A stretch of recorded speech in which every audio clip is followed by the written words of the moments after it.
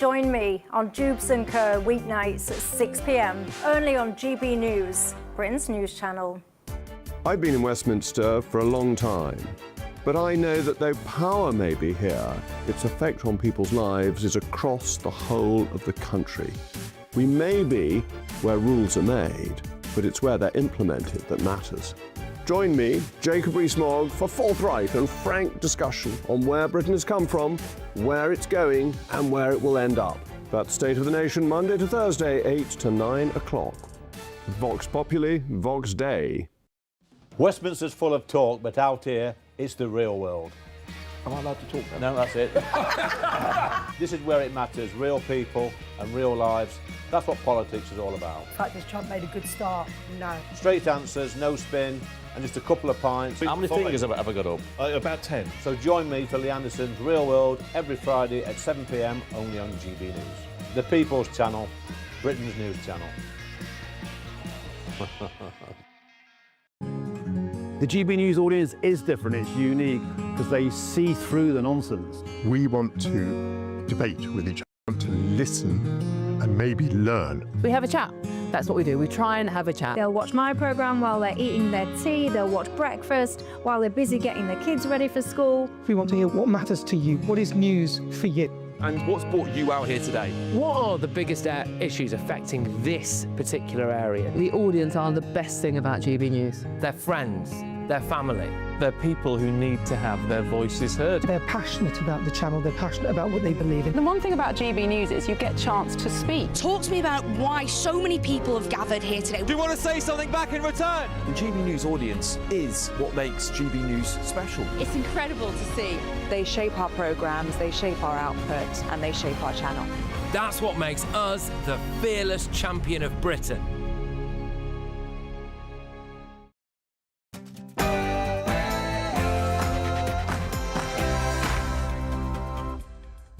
Good evening, it's 9 o'clock. I'm Alex Armstrong. Tonight on the show.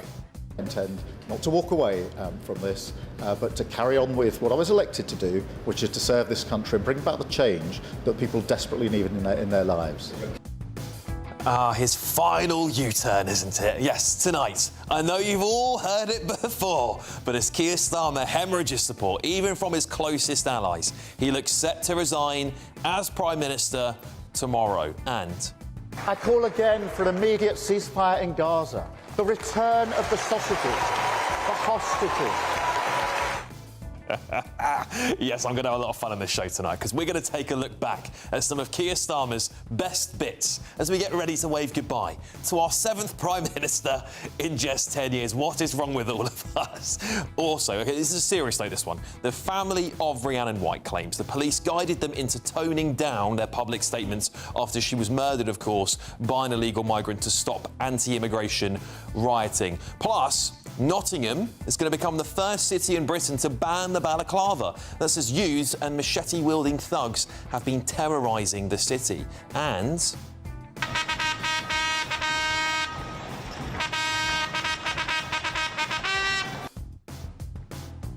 yes, support for the royal family hits a 30-year low, and it comes as the palace have declared that the king is going to publish his tax returns in a historic first. Will this transparency change their fortunes, or will it make things even worse for them? Also, you won't even guess how many tens of thousands of years the asylum court backlog would take to clear under this government. But I'm going to reveal the shocking statistic. And joining me on the show tonight, businessman and activist Adam Brooks, associate comment editor for The Telegraph, Poppy Coburn, and former Labour MP Bill Rammell. Look, I've got a massive 2 hours of news coming up for you. What an evening it is going to be. It's like the night before Christmas for many of you. And talking of Christmas, I asked both Bill and Adam for their predictions, their political predictions for the coming year. One of them was scarily accurate. Look, I'm going to give you the opportunity to pick a wild card. The one that you might not think that you would like, but what you think the Labour Party membership will likely vote for, or who you think is the most likely person to win.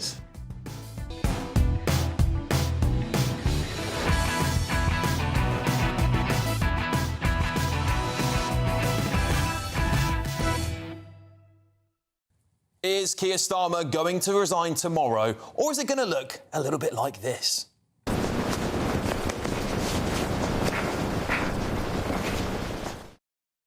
Of course, that's just a bit of AI fun there. But seriously, it has been an utter disaster, hasn't it? So, before you do go, Keir, should we have a little look at your best bits? My dad was a tool maker. My dad was a tool maker. My dad was a tool maker. But when I grew up, my dad was a tool maker. He worked in a factory. It's true. Did you know Keir's dad was a tool maker? He did indeed make a lot of tools for the country, didn't he? Starmer's also famous for being hashtag never hear Keir. Have you lost control of your MPs, Prime Minister? Hello. How are you? Yes, he does love a trip, our Keir, doesn't he? So much so, a bit of a fag packet maths shows he has now travelled 70% of the way to the moon, spent 86 days, almost 3 months of his short reign abroad, and over 3 working weeks in the air. He's away so much, he started mimicking the cartoon character Roadrunner.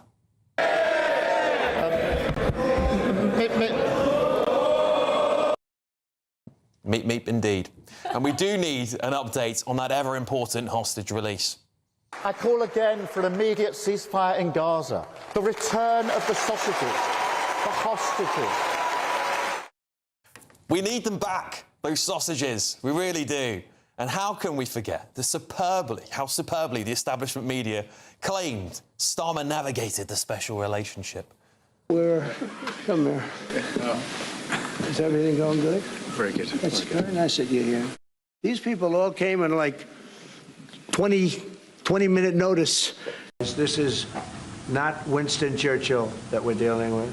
I will say the UK has been very, very uncooperative. Yes, indeed. And, of course, he had to go to the highest court in the land for our great leader to understand what a woman was. Is it transphobic to say only women have a cervix? Well, it is something that shouldn't be said. A woman can have a penis. Nick, I'm not... I don't think we can conduct this debate. Oh, he just beggars belief. And sometimes he's just so deeply out of touch. Even the House of Commons has a good laugh at his expense. I know many members across the House will find these facts to be incredible.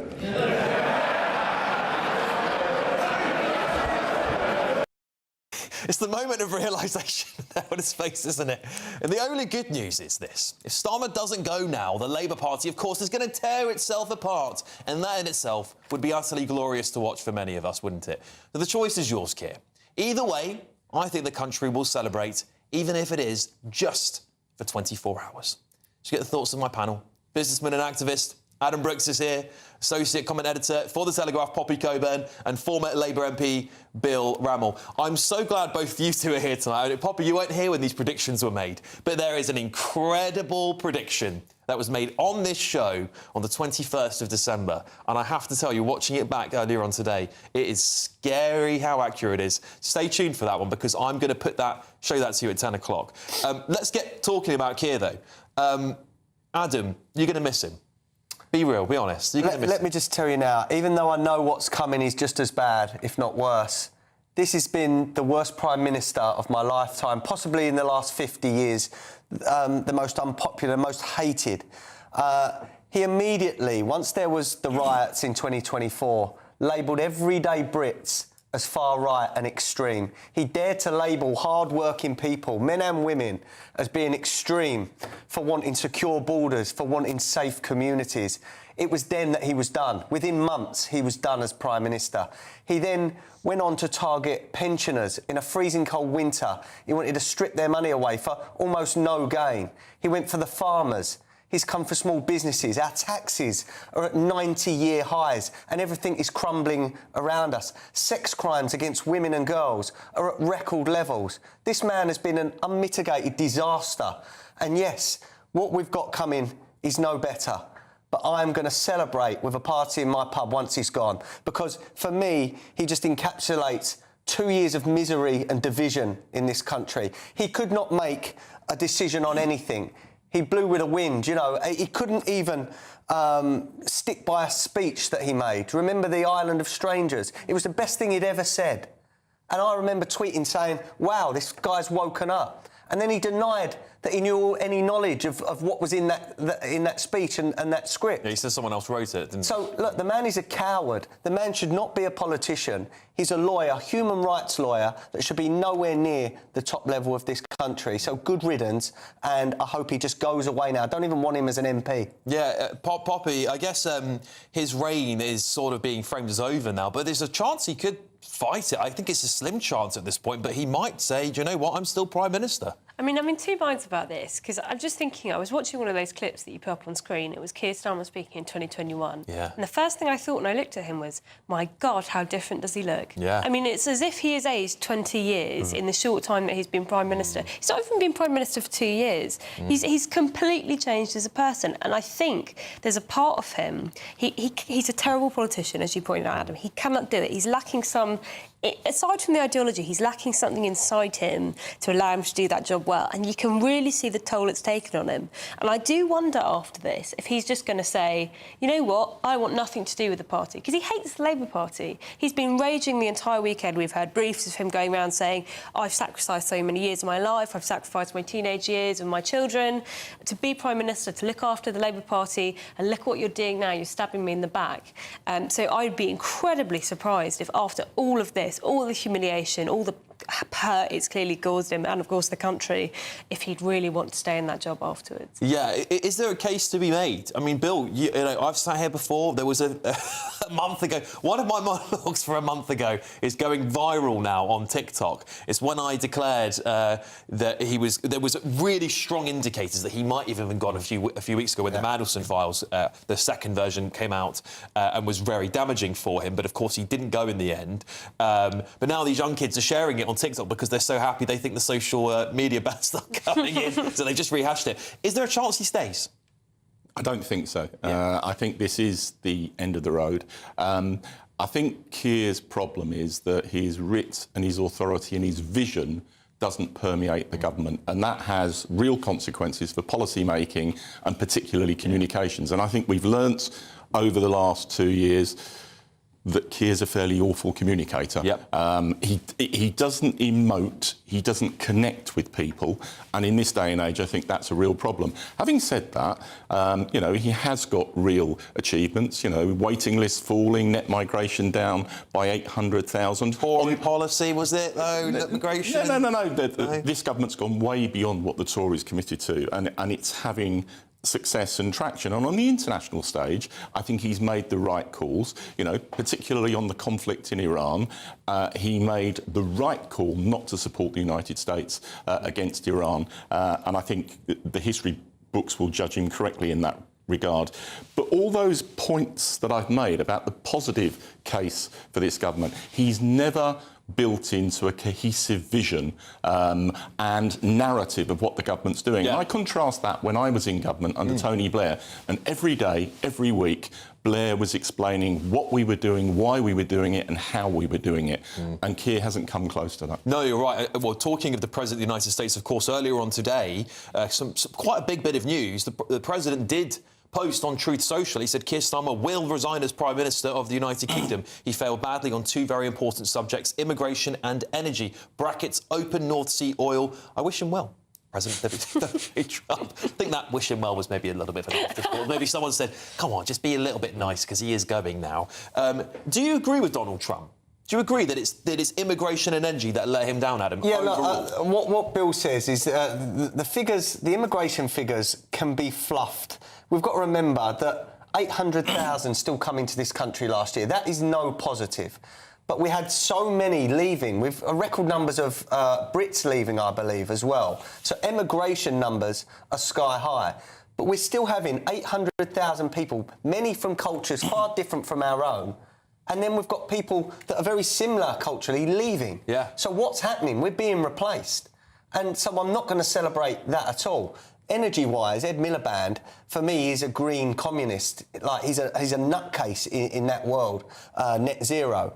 So, no, I can't celebrate that. I can't say that they've done anything good. Our bills are still higher than July 2024. So how have they achieved anything? All the promises they made pre-election, your bills are coming down, £300 off that, they were lies. So you cannot celebrate. Bill, They didn't cut our bills, mate. They're still higher than 24. In the Don't last shake your head. budget, 130 quid was taken off of people's energy bills. They're still higher than July 2024. That's a little bit unfair, Bill, because you know that tax was moved elsewhere. It was the stealth tax. It was a stealth tax. But where was it moved to? Was it moved? I can't remember which other. But the reality was, it did cut people's energy bills. Well, yeah, but you can't take from somewhere else and add it onto someone else's a different part of the bill and say you're reducing energy bills that way. I think people would. Did your bill go down by 130 quid a year? Yes, but my bills went up elsewhere. Still higher. And we live in a global economy and a global oil I'm not and energy disputing that. I'm market. just disputing it when the government say they brought the bills down. Technically, they did, but they didn't do it by actually improving energy supply and making it cheaper for people. They just took off the net zero stuff and moved it elsewhere. Even if you started drilling for oil and gas all the way across the North Sea with new plants, it wouldn't do one iota to reduce energy bills. And you know, the virtue of net zero is it's about energy security and it brings prices down because renewables are much, much cheaper. Where I would disagree with Donald fuels. Trump on this is that he's only named 2 things that brought Keir Starmer down. What are the others? I actually think the most important thing that's brought Keir Starmer down is he was elected on a promise of a change of government. And I think for most people, what government actually means translates into the economy. Do you feel like you are getting richer or poorer over the span of a government? And I think for most people in Britain, they would answer that question by saying, I feel that not only am I worse off, but I am afraid that in the future I will be even more worse off than I am now. And I think that is where Labour has really failed. It has handed out money to certain groups in society. Some people are better off. So if you're a public sector worker, you're probably slightly better off. If you're someone who's claiming benefits, you might actually be slightly better off. But if you are any other section of people in society, you will be feeling the pinch. And it's not just because of things that are out of Starmer's control. He can't control what's happening in Iran. He can't control what's happening in Ukraine. We're not a powerful country anymore. We don't get to set the stage geopolitically. But he can control things like where does his Chancellor raise taxes? Where does she decide to cut things from? Where does he decide to invest money in? Does he decide to cut welfare to put that money into infrastructure spending? These are the difficult decisions that Labour governments used to be able to make that were not made under Keir Starmer. He was essentially paralysed from almost his 3rd month in government. He was not able to make those difficult decisions. And I think that is ultimately what has brought him down. Yeah, I recognise there's a real perception around cost of living. The reality is that for the first time in a generation, average wages have risen faster than prices. So technically, people are a bit better off, and that was before what happened in Iran. But the point I do agree with you on is on some of the difficult issues where you need a Prime Minister to be intervening, knocking heads together, coming to a conclusion and then communicating it, Keir has often failed in doing that, and I think that is a real deficit. You said people are better off. Unemployment, youth unemployment is at 11-year high. Normal unemployment is at a 6-year high. And that is down to Rachel Reeves' 2 budgets. I called it out from the first one. The National Insurance contributions hike, I said this is the worst policy in 20 years. Now, people online, what do you know? You're a Republican. Well, yes, I'm living it. I know how expensive it is to hire young people now. So people are not hiring young people. I laid people off. I cut shifts. So no one was better off. So what they've done in 2 budgets, and they were warned by industry experts, not just small businessmen like me, the damage you're going to do by this, if you continue, is going to be sky high. She ignored it, and it is sky high. We can't get around that. There's more youths unemployed than, 11 years The youth ago. unemployment legacy goes back over a decade. But you've just made it more important, more costly to hire them. In respect of the minimum wage, I think there is a fair point that we need to be very careful at the rate that we set the youth minimum wage, and I think it has gone too high. But, a 1% increase in national insurance contributions really hasn't stymied business. It has, Bill. You don't understand. I tell you what I do understand threshold as is well. that this country, albeit in very difficult circumstances, has got the highest growth rate in the G7. That's a lie. That is such a... Bill, that's not a lie. That is not true. America's growing at 2%. We're growing at 0.6%. It is... I don't know who is giving off this rubbish, but it's a lie. It is absolutely true that our growth rate was the highest in the G7. It wasn't in the G7. It was the highest non-American economy in the G7. So compared to continental Europe, in the G7. which Keir Starmer wants to bring us back into, yes, we were outperforming. Yeah, but this is the thing. It's clever mathematics, but we are not growing faster than the United States. We're not growing fast enough, and there needs to be further action and effort in that regard. And, you know, if there is going to be a change of Prime Minister, I really hope that there's a positive growth agenda coming in. But, you know, I think the unadulterated gloom and pessimism around the actions of this government is actually not borne out. Let me ask you this. No, in a positive way, I want to hear what you think the government has done well. I genuinely like to hear, because obviously, you know, I've been here making a bit of a joke of the Prime Minister. What do you think he has successfully delivered? What would you say his things are? Boosting the minimum wage,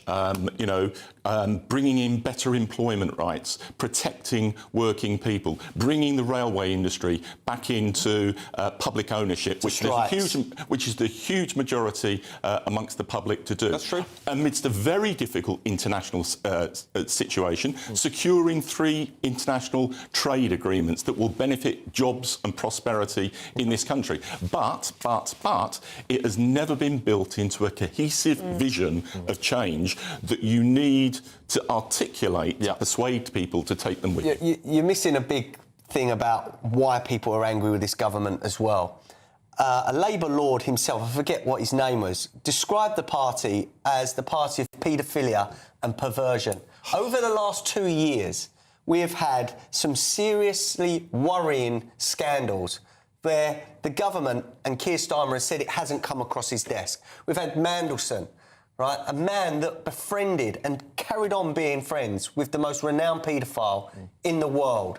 Keir Starmer said he didn't know. Yet it was all over the front pages 2 or 3 years ago. Yeah. So he lied. Yeah. Keir Starmer lied to do that. In respect of the grooming gangs, which is at the epicentre of your accusation, Keir Starmer, as Director of Public Prosecutions, changed the rules dramatically to actually ensure that those issues were tackled. He didn't want a national inquiry bill. And actually publicly said race and ethnicity has been used as a cloak to shield people from prosecution. Didn't you want a national We've got to leave inquiry? it there. It was Lord Glassman, by the way, I believe he said that. Poppy, what would your message be to Keir Starmer as he sort of leaves Downing Street? What would you like to say to the Prime Minister? Go back on holiday? I mean, the truth is, I think in 3 months' time, Keir Starmer will be sitting back, probably on a beach somewhere, thinking, I'm so glad I'm not in this situation anymore, because if anybody believes the successor to him, and it's probably going to be Andy Burnham, let's be honest, is going to be able to do a better job, they've got another thing coming. You know what, I do agree with you, actually, on one thing. I do not think Keir Starmer has been a good Prime Minister, but that does not mean that he was being the worst possible Prime Minister for that moment in time. But I think we're about to see what happens when the training wheels are taken off, when we're having Tory-style executions of leaders. Let's get a new one in, let's get a new one in, let's throw out anything into the air and see what sticks. When that starts to happen under this Labour government, we will get to see how bad things really can be. Well, there's been a lot of very scarily accurate predictions made on this show. So if you ever want the closest thing to a crystal ball in politics, I think you might want to watch this show more often, because Poppy might be back soon and to tell us how that's all gone in a few months' time. But in the meantime, if you want to get away from all of this madness, it's the Great British Giveaway, isn't it? £76,543.21. Totally tax-free cash. Here's Hayley Sparks. Hello from the Imperial Island Resort in Paphos, and it's the final week to see how you could win big in time for summer. Someone has to win our stunning cash prize of £76,543.21, and that person really could be you. Imagine all of the fun you could have this year with that. You could treat the family, treat your friends, make it a super summer for everyone you know. Or just enjoy a bit of me time, safe in the knowledge all those day-to-day financial stresses have been taken care of. £76,543.21 in totally tax-free cash could be yours in time for summer. Just don't miss out, as lines close on the 26th of June. Good luck! For a chance to win, text cash to 63225. One entry costs £2.50 plus one standard network rate message. Or text bonus to 63225. 5 entries cost £5 plus one standard network rate message. Go to gbnews.com/win. Entries start at £2.50. Call 0903 686 3232. Calls cost £2.50 plus your network access charge. Or post your name and number to GB21 PO Box 8690 Derby DE1 9TT. UK only. only. Entrance must be 18 or over. Lines close at 4 p.m. on the 26th of June. This is a network giveaway. Entries will be pulled. Please check the closing time if listening or watching on demand. Good luck. Yeah, good luck, everybody. Coming up, with support for the royal family slipping, could revealing the King's personal tax bills help to restore public confidence, or is it going to make it worse? But next, Nottingham is becoming the first city in Britain to ban the balaclava. That's as youths and machete-wielding thugs have genuinely been terrorising the city. We're going to debate whether or not that's a good idea to ban the balaclava. That's next.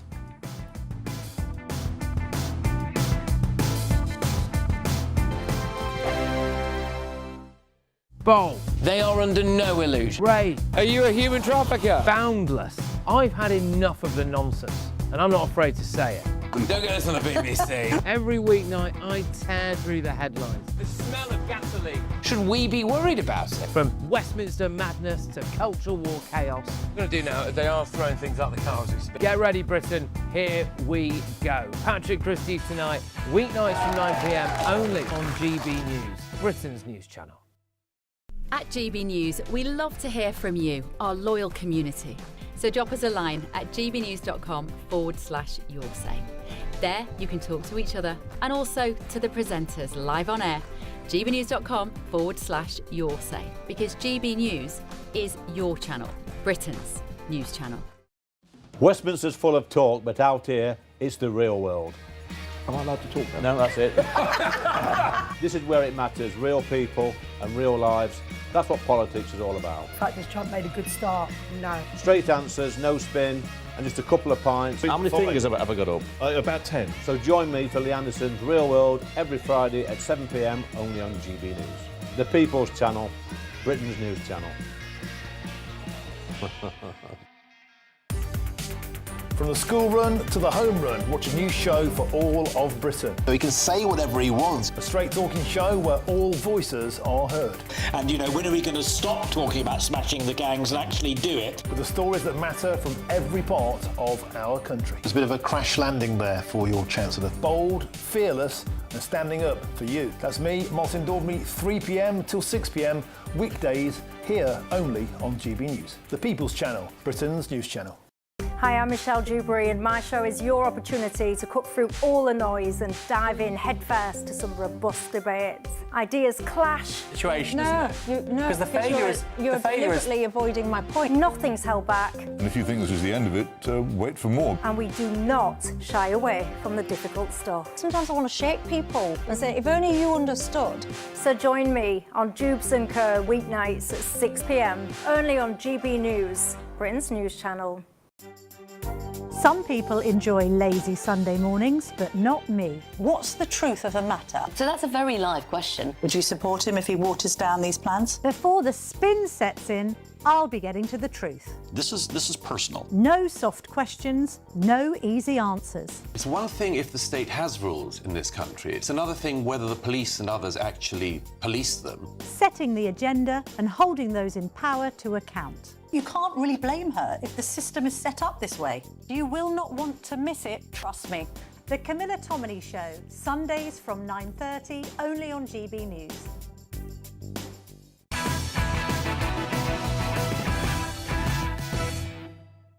Welcome back, everybody. What a night it's going to be tonight, let me tell you that. I think many of you are saying, Alex, you look very gleeful tonight. Maybe there's good reasons why. We'll find out tomorrow, won't we?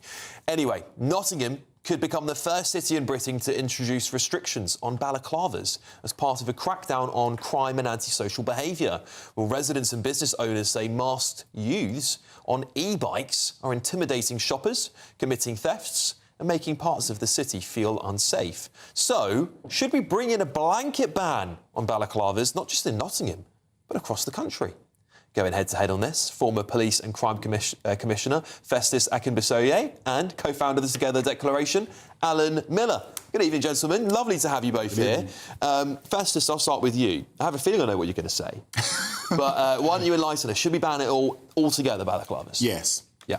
Absolutely. Why? The fact of the matter is this. When it is 28 degrees outside, like it's been today, why would anyone cover themselves up with a hoodie, the entire face with a balaclava, all dressed in black, zooming around London or anywhere else for that matter? Why would they be doing that? Now, my opinion is this. We cannot say because of civil liberties we would allow loopholes to be exploited by people who have alternative view or ideas about what they want to do and endanger the lives of people. You've seen business people, you've seen residents constantly complain about this. And in my opinion, it is absolutely right that we take this menace off our streets and we need to ban these. Yeah, Alan, what do you make of that? Because obviously you campaigned a lot on government encroaching on your civil liberties. What's your position? Well, we've banned machetes and zombie knives, haven't we, with the Criminal Justice Act. They're still there. And we've got a situation where this is part of an overall approach by Nottingham Council to want to ban things like busking and giving out leaflets, amongst 10 other things. And these are high-profile cases and they're terrible. So we see kids on e-bikes with machetes. Needs to get addressed. A 2-hour response rate by the police is a problem. We see that funding of police and responding to burglaries is a real issue. We know that there's a range of issues. But actually, the VRP, which is the Violence Reduction Partnership that they've had in Nottingham, has seen knife crime being reduced by between 25 to 30% over the last 2 years. It's one of the highest national profile levels. So these high-end, high-profile PR things that we see around Winter Wonderland and the city centre, they're terrible, but they don't reflect an overview of some of the very big successes, like in Glasgow, the police have had in this region. I think we've got a bigger problem with the authority of adults and the fact that children and younger people are often presented as victims. Everyone's a victim of crime, they're victim.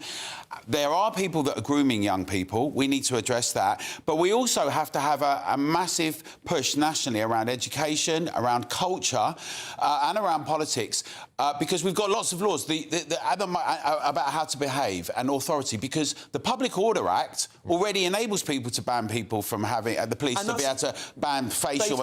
And that's the interesting thing, isn't it, Alan? Because we do have those powers already, particularly when it comes to these criminal cases. Yeah. And Festus, I take a lot of what Alan's saying there, and I always complain about government overreach, particularly when it comes to banning things. Why do you think a balaclava ban would be OK to do and protect civil liberties? So here's the thing. We, as you know, I'm a big supporter of live facial recognition cameras and how those are being used, some of the fantastic impact they've already been having in London, for example, where you've seen a 20% reduction in violence against women and girls in Croydon, overall 10% reduction in crime in that part of the country where it's been tried as well. But if someone has got a balaclava on and they're going through High Street in Croydon where this has been piloted, well, the LFR is completely pointless, right? Whereas law-abiding citizens like us will go past this with nothing to worry about whatsoever at all. So my thing is this: we either get on the side of the police and we say to them, we want the police to crack down on crime, we want the police to get criminals off our streets, and if those criminals can walk around with a balaclava knowing nothing's going to happen to them, what is the point? What do you say to that, Alan? We've never had any discussion. There was never a manifesto about live facial recognition. It's been imposed on us. It's treating the whole of the British public as though we're walking criminals. We need intelligence. We need policing without fear or favour. We need proper research. A couple of things just to take on point. Some of the viewers might think you should have a hijab ban or a burqa ban, but if someone doesn't like balaclavas... Let me finish my point, right? The whole point, Nagat Khan is one of the people who's the leader of the council in Nottingham that's proposing this. She wears a hijab. So what is it? We have a whole tradition of religious tolerance. Hijab is different to and a burqa. Hold on, but we haven't banned the burqa in Britain, and I don't think we should ban miniskirts or Mohicans. I don't believe that people should be banning things, whether they're of religious things. I think we could criticise them, we could ridicule them, we could say they really represent things we don't think have virtue. But in a free society, what's happening is we're making more and more laws. So the police are being given, the Home Office and the government are making more and more laws, or local councils. This is all under public space protection orders. There are things that say things like you're not allowed to have more than 3 people walk down the street together. Public space protection order from the 214 Act. I'm saying we need to address these things at the core root and not just have ever more law-making, but we have to address lawlessness and use the laws we've currently got to deal with crime and address it, because we've already got bans for machetes, but they're still driving around using machetes. Good point. Festus, over to you. Again and again and again, one of the most raised issues that people raise, whether it's in London or in Manchester or Birmingham or anywhere for that matter, is the issue of antisocial behaviour. Without a doubt. The fact of the matter is this: people walking around with the balaclava all over their faces, covered up in a hoodie. is intimidating. And yes, you mentioned about machetes being banned and we still have them around, but the bottom line is this. We make a statement by what we allow to become normalised in Britain. And if we say that it is normal for a group of people to walk around a high street, balaclavaed up, all over the place, causing a menace, and they can't be identified that easily, I'm sorry, that is not acceptable. We need to make it easier for the police to do their job and to keep all of us safer. And by them wearing a balaclava, it does not help that at all. All right, brief final argument from you, Alan. So they've used machetes and burned places down. It's not the balaclava that's the problem and banning it. What we need to do is get to grips with lawlessness in Britain, but not keep making ever more laws that citizens, like with live facial recognition, have no say in and have never requested and treat us all like we're criminals. But it works.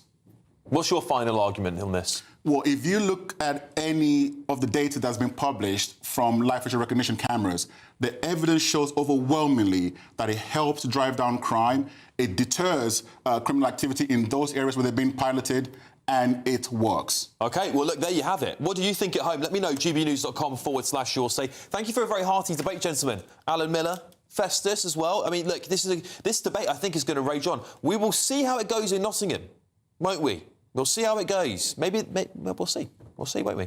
Coming up, you won't even have to guess. Well, I don't think you will be able to guess this. How many tens of thousands of years the asylum court backlog would take to clear under this current government? It is shocking. I'm going to reveal this shocking statistic. But next...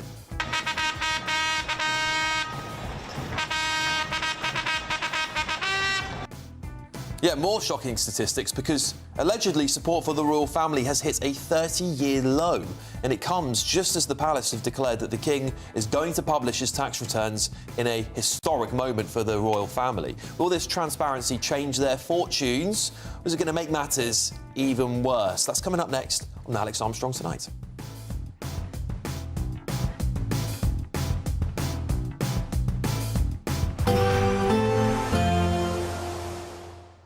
I hope we haven't forgotten anything. Travel insurance, I tick that box. Yeah, but remember what you forgot last year. All Clear Travel Insurance sponsors GB News Travel Destinations Forecast.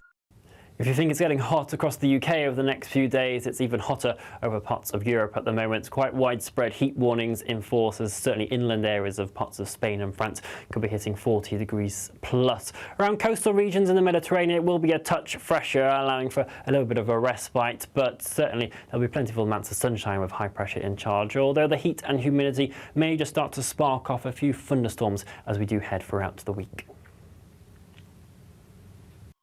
All Clear Travel Insurance sponsors GB News Travel Destinations Forecast. Good evening. Welcome to your GB News weather update from the Met Office. As we head into the new week, it's turning hotter, it's turning more humid, and we've already got an amber extreme heat warning in place from Monday across the southern half of the country. High pressure is dominating, it's sticking around. That will lead to day-on-day heating and drawing up that heat from the near continent. Through this evening and overnight, though, lengthy clear skies across much of the country. Across Northern Ireland, it will be turning cloudier. We'll see some patchy outbreaks of rain pushing its way north and eastwards into Scotland.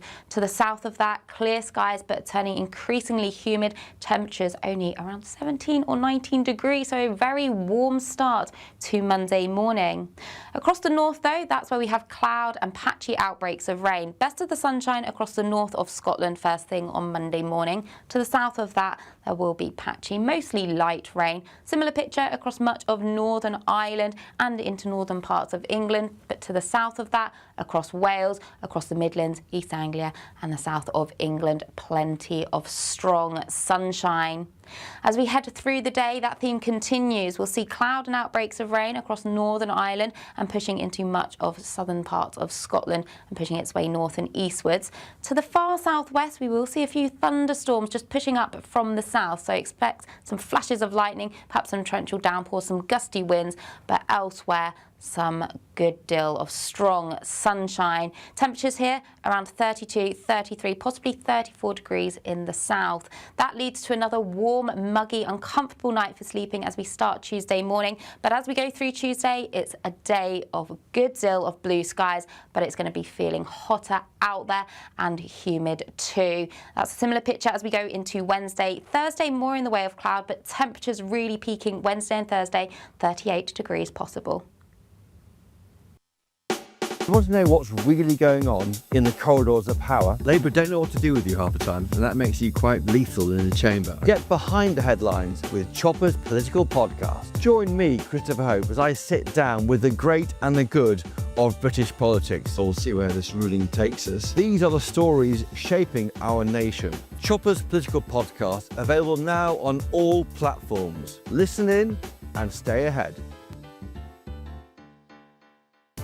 I've been in Westminster for a long time, but I know that though power may be here, its effect on people's lives is across the whole of the country. We may be where rules are made, but it's where they're implemented that matters.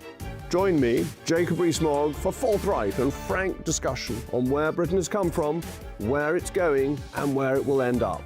That's State of the Nation, Monday to Thursday, 8 to 9 o'clock.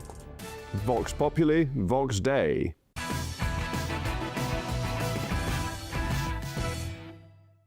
Well, King Charles, King Charles, indeed, will become Britain's first monarch to reveal his personal tax bill with the public. So the new and extensive annual Royal Household Financial Report will be published next week. That's on Friday, we hear, including the King's total personal tax payments for the financial year. All private sources of income, including investments and trading profits, funds generated by his private estates and private savings. It's a move towards a more transparent monarchy, they say, after a recent poll shows royal support has plummeted to a 3-decade low, with just 55% of the public now wanting the country to remain a monarchy. That's dangerous territory, isn't it? We're now joined by former senior gardener to King Charles, Jack Stooks. Jack, thanks very much for joining me this evening. Poll is quite shocking. 55% is very low for the royal family in this country. Do you think that's driven by perhaps a bit more of a king who's slightly more political on certain issues? Is it because of the Andrew Mountbatten-Windsor debacle? Is it a mixture of all of those things? What do you think's driving this poll, first of all? Sure. Thank you for having me on. I do think that of late there has been a lot of negative press that's unfortunately followed the royal family. You know, we had the unfortunate illness with the king, and we had the unfortunate illness with the Princess of Wales, but we've also had the carry on of Andrew Mountbatten-Windsor, and you know that hasn't gone away. That's continuing to sort of rumble on, and we're not seeing a sort of full stop to that as such. So when you have a lot of bad press, I do think that is what's driving this sort of negativity towards them. But on saying that, there are still a lot of people that want the monarchy. There are still a lot of tourists that are coming into the United Kingdom to see the royal family. You know, we see them at every event they are at. There are a lot of people wanting to see the family and wanting to be there. I mean, any time we see the Princess of Wales, everybody is just in complete awe of this amazing lady and wanting to see what she's doing and what's going on, what Prince William's doing. I know we've had also, you know, Prince Harry has had sort of the negative press as well. So I do think the negative press hasn't helped, but I do think they are on the up. And you know, with the king wanting to do this annual review, it's not new to him. He used to do that as the Prince of Wales. There was an annual review that went out every year, telling everybody where the money was going, where it was being spent from the Duchy of Cornwall. And he's now wanting to do that with the Duchy of Lancaster. And I think it's a great idea. And I think that Prince William will probably follow suit. Jack, is there a risk by publishing these tax affairs that it sort of normalises the royal family? Because part of the mystique of them all is that we don't really know too much about them, and that the king is the government, so to speak. He is the head of the government. Right? And by publishing his tax affairs, you know, people get a bit green-eyed. He's a wealthy man, let's be honest. And when people start seeing the numbers, do you think it might drive more people to republicanism, might have the opposite effect the king's hoping for? I don't think it will, because, like I say, he had the annual review when he was the Prince of Wales, and people actually quite liked seeing that annual review and knowing where the money was going and where it was being spent. So they can see he wasn't being frivolous and using it on stupid things. He was actually showing where it was going and what he was doing with it. And I think that's what he maybe wants people to see. He wants people to see that he's not using it unwisely. And if people are looking, from outside going, oh, who do these people think they are? All walking around and all the jewels and all the fancy clothing. But what they don't see is exactly what he's doing and what's going on behind the scenes. And I think that might actually show people what exactly he's doing with that. And let's remember, he doesn't have to pay tax. He's choosing to pay tax. So he's actually choosing to put the money back in. And a lot of people wouldn't do that in his situation. He's doing exactly that. Yeah, indeed. Very interesting stuff, Jack. I mean, we'll have you back very soon, particularly after we hear, from the King's tax return to see if we can speak to some more on that. Indeed, Jack. Thank you very much for joining me this evening. Really appreciate your thoughts on those two stories there. Good to see you again. All right, look. Yes, speculation that Keir Starmer has left Chequers tonight, which means that we might be very much so in the final hours of Keir Starmer's premiership as he looks set to resign tomorrow, which is the widely held belief, particularly in the media at the moment. So 10 o'clock, I'm going to bring you some more on that, so don't miss it. But next, you're not going to even guess how many tens of thousands of years the asylum court backlog would take to clear under this government. But I'm going to reveal that shocking statistic to you next.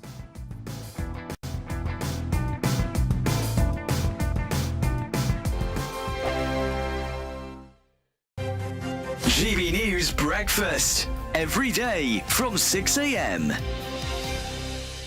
Princess Anne and the way that she has brought up her family is really interesting, isn't it? Because, you've got daughter and son who've not taken on royal titles, who've just got on with their lives. I think now, in retrospect, we can say it was an inspired decision of the Princess Royal, Princess Anne, not to have her husband receive a Grand Peerage title, which meant, of course, that her children would just be plain Mr. and Mrs. Zara is Mrs. Tyndall, he is Mr. Phillips, and that's allowed them actually to have a much more normal life, not being in the necessary glare that attaches when you have the HRH prefix to your name and become a duke or a duchess or whatever. And yes, they have had great lives in the private sector. GB News, the People's Channel.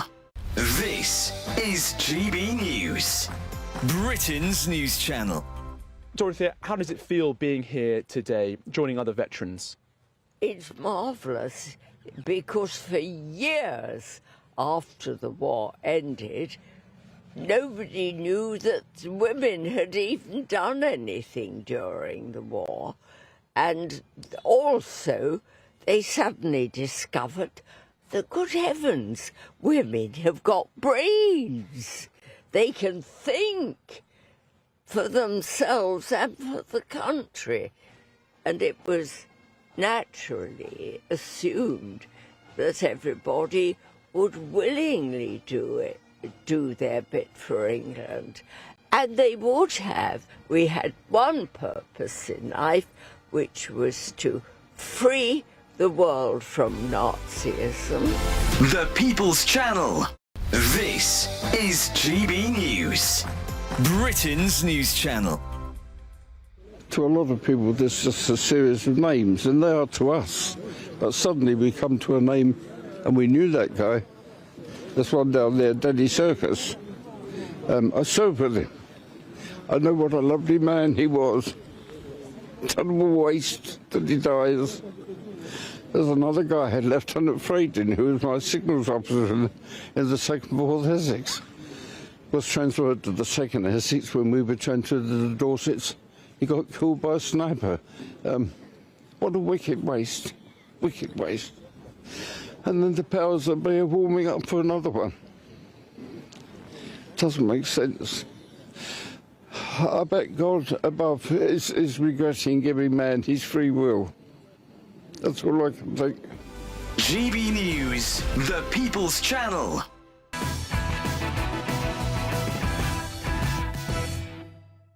Waiting times for appeals in asylum courts have hit a staggering number. Staggering. It will take 44,000 years since Labour took power. That is almost 39,000 asylum claims to sift through and sort through. Each and every one would take us back to a time when the English Channel did not exist. And mammals lived in the UK. Look, these numbers are astounding. They're astounding, Bill. And I think when people see statistics like this, yes, they are framed in a certain way and the government is trying to fix it. But the scale of the problem is enormous. Can anyone realistically fix it? Keir Starmer came into power, smashed the gangs, hasn't really worked. Shabana Mahmood has been far tougher than any previous Tory Home Secretary. I think we can all say that quite easily. Only in rhetoric. Well, yeah, rhetoric. I think some of her reforms have been very good. There's reforms she's done that I don't think Priti Patel would have done. However, that being said, the scale of the problem is enormous. There is a real problem with appeals backlogs. I mean, the 44,000 years figure is for the birds. And the government says it doesn't recognise that. But, there is progress being made. The numbers awaiting an initial decision are down by 72%. The Home Office has processed a record number of asylum claims, up by 25%. But there is an issue around asylum appeals. That's why the government has said it's going to take that responsibility away from asylum judges, give it to independent tribunals. It's why they're setting in place a 24-week statutory limit on the amount of time that you can take for an appeal. And also, and I think crucially, stopping multiple appeals. So you appeal under one particular provision, you fail with that, and then you go for another one. One appeal. And I think, just like the last Labour government dramatically reduced asylum numbers, I think this will work. You guys deported quite a lot, actually, didn't you? Well, and we cut the asylum numbers from about 100,000 in the early 2000s by the time we left office to 19,000 a year. I just want to make clear for people, because politicians always use the term like we're cutting the asylum backlog, and I think in the minds of the public they go, that's a good thing, they're cutting the asylum backlog. That must mean they're looking at a lot of people coming in and saying no. No, that's right.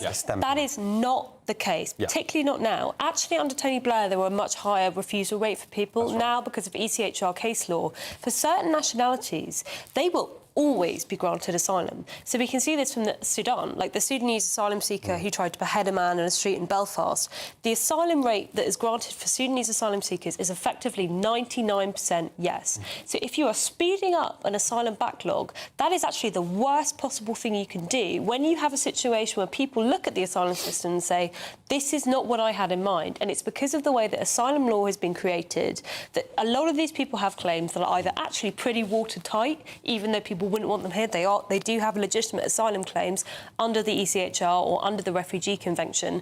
And if they don't have watertight claims, we don't have deportation functions to actually get rid of them because of the Non-Refoulement Treaty, so we can't actually get rid of them for the United Kingdom. So whenever a Home Secretary says, like Rishi Sunak's government did, by the way, that we are getting the asylum backlog down, what they actually mean by that is that they are letting these people who have broken into the country stay here, and they are giving them a stamp of legitimacy. Around Sudan, there's serious questions, particularly for Suella Braverman and Robert Jenrick, who fast-tracked the Sudanese asylum seekers when they were in government.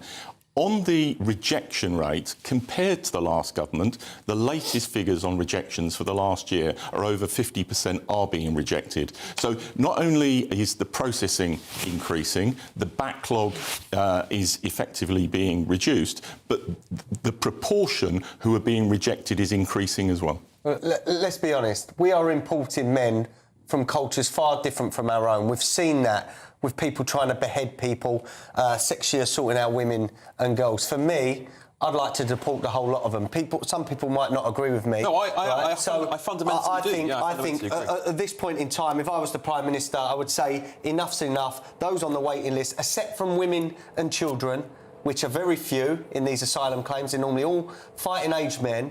need to go. Now, we need to leave the ECHR and the Refugee Convention to do that. Reform have promised to do it. So Reform have got my vote because that stops it. Well, as soon as we're out of those shackles, we can start putting these people on planes or third countries and getting rid of them. No, at the moment, Labour cannot do any of that because, one, they won't stand up against so-called international law or judges, and they haven't got the spine to do it. But the average man and woman on the street of this country does not want these young 20 and 30-year-old men from Sudan, from Ethiopia, from Iran or wherever come into this country. They're never going to get a job. They're always going to be on benefits. They're going to clog up the social housing over the years.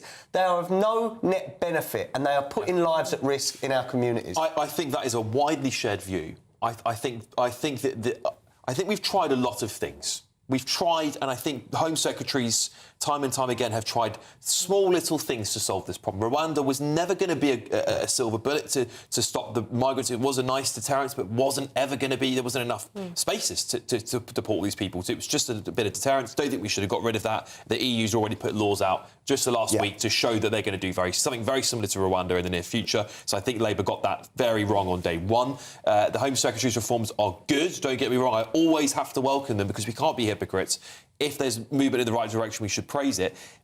But the only thing that's going to stop this, and I'll put this to you, the only thing that's going to stop this is if we just deport people who break into the country illegally. I think that's going to be the only way we stop them coming here, right? Well, one of the things this government has looked at and is looking at is not a Rwanda-style scheme because, you know, that failed on all the tests. It wouldn't work. It wasn't a deterrent. It wasn't a deterrent under international law. But hold on.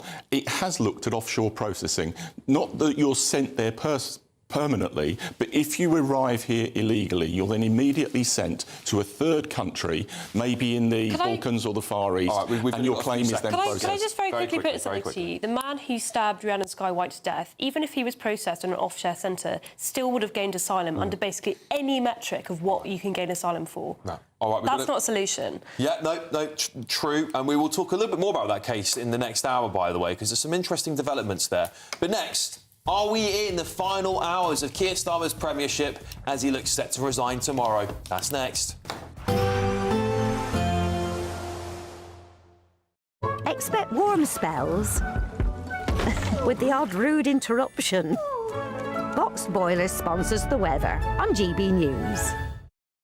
Good evening. Welcome to your GB News weather update from the Met Office. As we head into the new week, it's turning hotter, it's turning more humid, and we've already got an amber extreme heat warning in place from Monday across the southern half of the country. High pressure is dominating, it's sticking around. That'll lead to day-on-day heating and drawing up that heat from the near continent. Through this evening and overnight, though, lengthy clear skies across much of the country. Across Northern Ireland, it will be turning cloudier. We'll see some patchy outbreaks of rain pushing its way north and eastwards into Scotland. To the south of that, clear skies but turning increasingly humid. Temperatures only around 17 or 19 degrees, so a very warm start to Monday morning. Across the north, though, that's where we have cloud and patchy outbreaks of rain. Best of the sunshine across the north of Scotland first thing on Monday morning. To the south of that, there will be patchy, mostly light rain. Similar picture across much of Northern Ireland and into northern parts of England, but to the south of that, across Wales, across the Midlands, East Anglia and the south of England, plenty of strong sunshine. As we head through the day, that theme continues. We'll see cloud and outbreaks of rain across Northern Ireland and pushing into much of southern parts of Scotland and pushing its way north and eastwards. To the far southwest, we will see a few thunderstorms just pushing up from the south, so expect some flashes of lightning, perhaps some torrential downpours, some gusty winds, but elsewhere some good deal of strong sunshine. Temperatures here around 32, 33, possibly 34 degrees in the south. That leads to another warm, muggy, uncomfortable night for sleeping as we start Tuesday morning. But as we go through Tuesday, it's a day of a good deal of blue skies, but it's going to be feeling hotter out there and humid too. That's a similar picture as we go into Wednesday. Thursday, more in the way of cloud, but temperatures really peaking Wednesday and Thursday, 38 degrees possible. Expect warm spells with the odd rude interruption. Boxed Boilers sponsors the weather on GB News.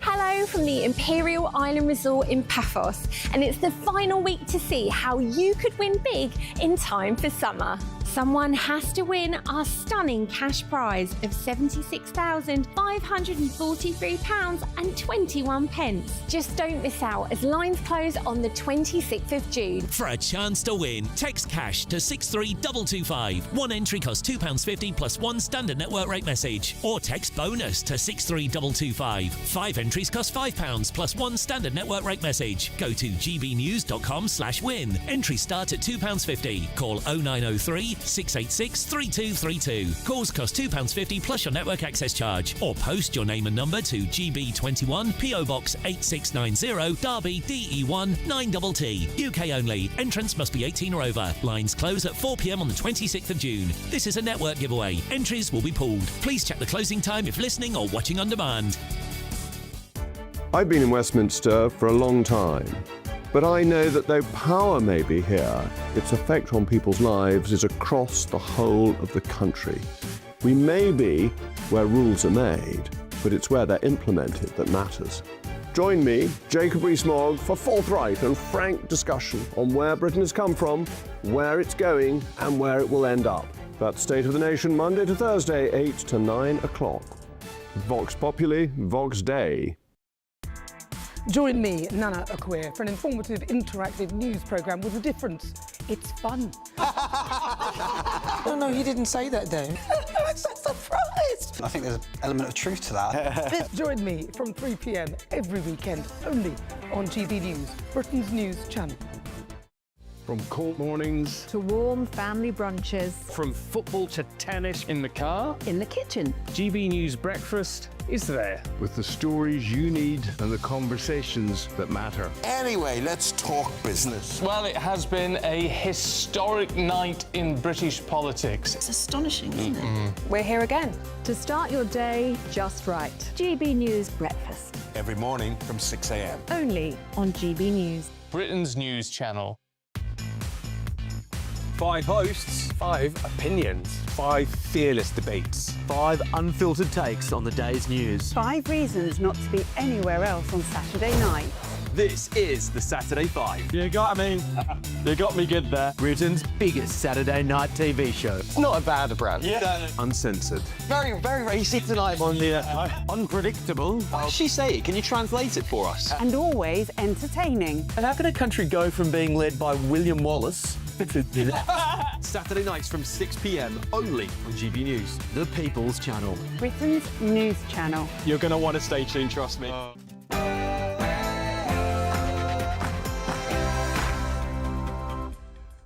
Good evening, it's 10 o'clock. I'm Alex Armstrong. Tonight, I intend not to walk away from this, but to carry on with what I was elected to do, which is to serve this country and bring about the change that people desperately need in their lives. yes, it's his final U-turn, isn't it? Let's get honest with it. He's going tomorrow, isn't he? I know you have heard it all before, but Keir Starmer is hemorrhaging support, even from his closest allies, and it looks like he is set to resign as Prime Minister tomorrow. It's a fundamental point that will not change, and that is that the Labour Party will continue to be addicted to high taxation. And tomorrow's papers are preparing for the PM's resignation, with the Daily Express warning Brits to brace for more reckless tax and spend, and the Telegraph reports Andy Burnham plans to be in number 10 by September. And the family of Rhiannon White claims the police guided them in toning down their public statements after she was murdered by an illegal migrant to stop anti-migration rioting. Plus, I've got joined by a fantastic panel tonight here. Businessman and activist Adam Brooks, Associate Comment Editor for The Telegraph, Poppy Coburn, and former Labour MP Bill Rammell. Yeah, look, if you have been watching this show for a while, you'll remember at Christmas, I asked Bill and Adam for their political predictions for the coming year. One of them was genuinely, scarily accurate. Look, I'm going to give you the opportunity to pick a wild card. The one that you might not think that you would like, but what you think the Labour Party membership will likely vote for, or who you think is the most likely person to win.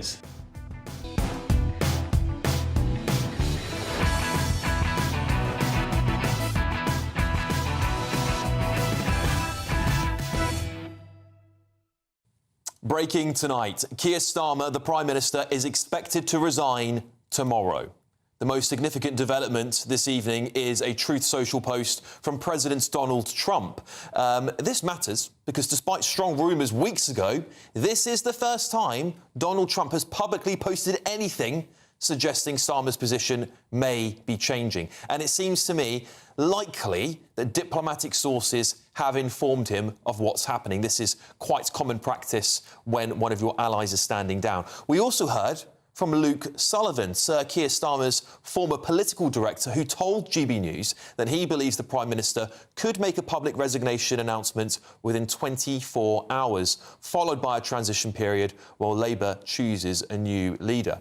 And if that happens, the road could be paved for an Andy Burnham coronation. I think it is. The big question is, who's in and who's out?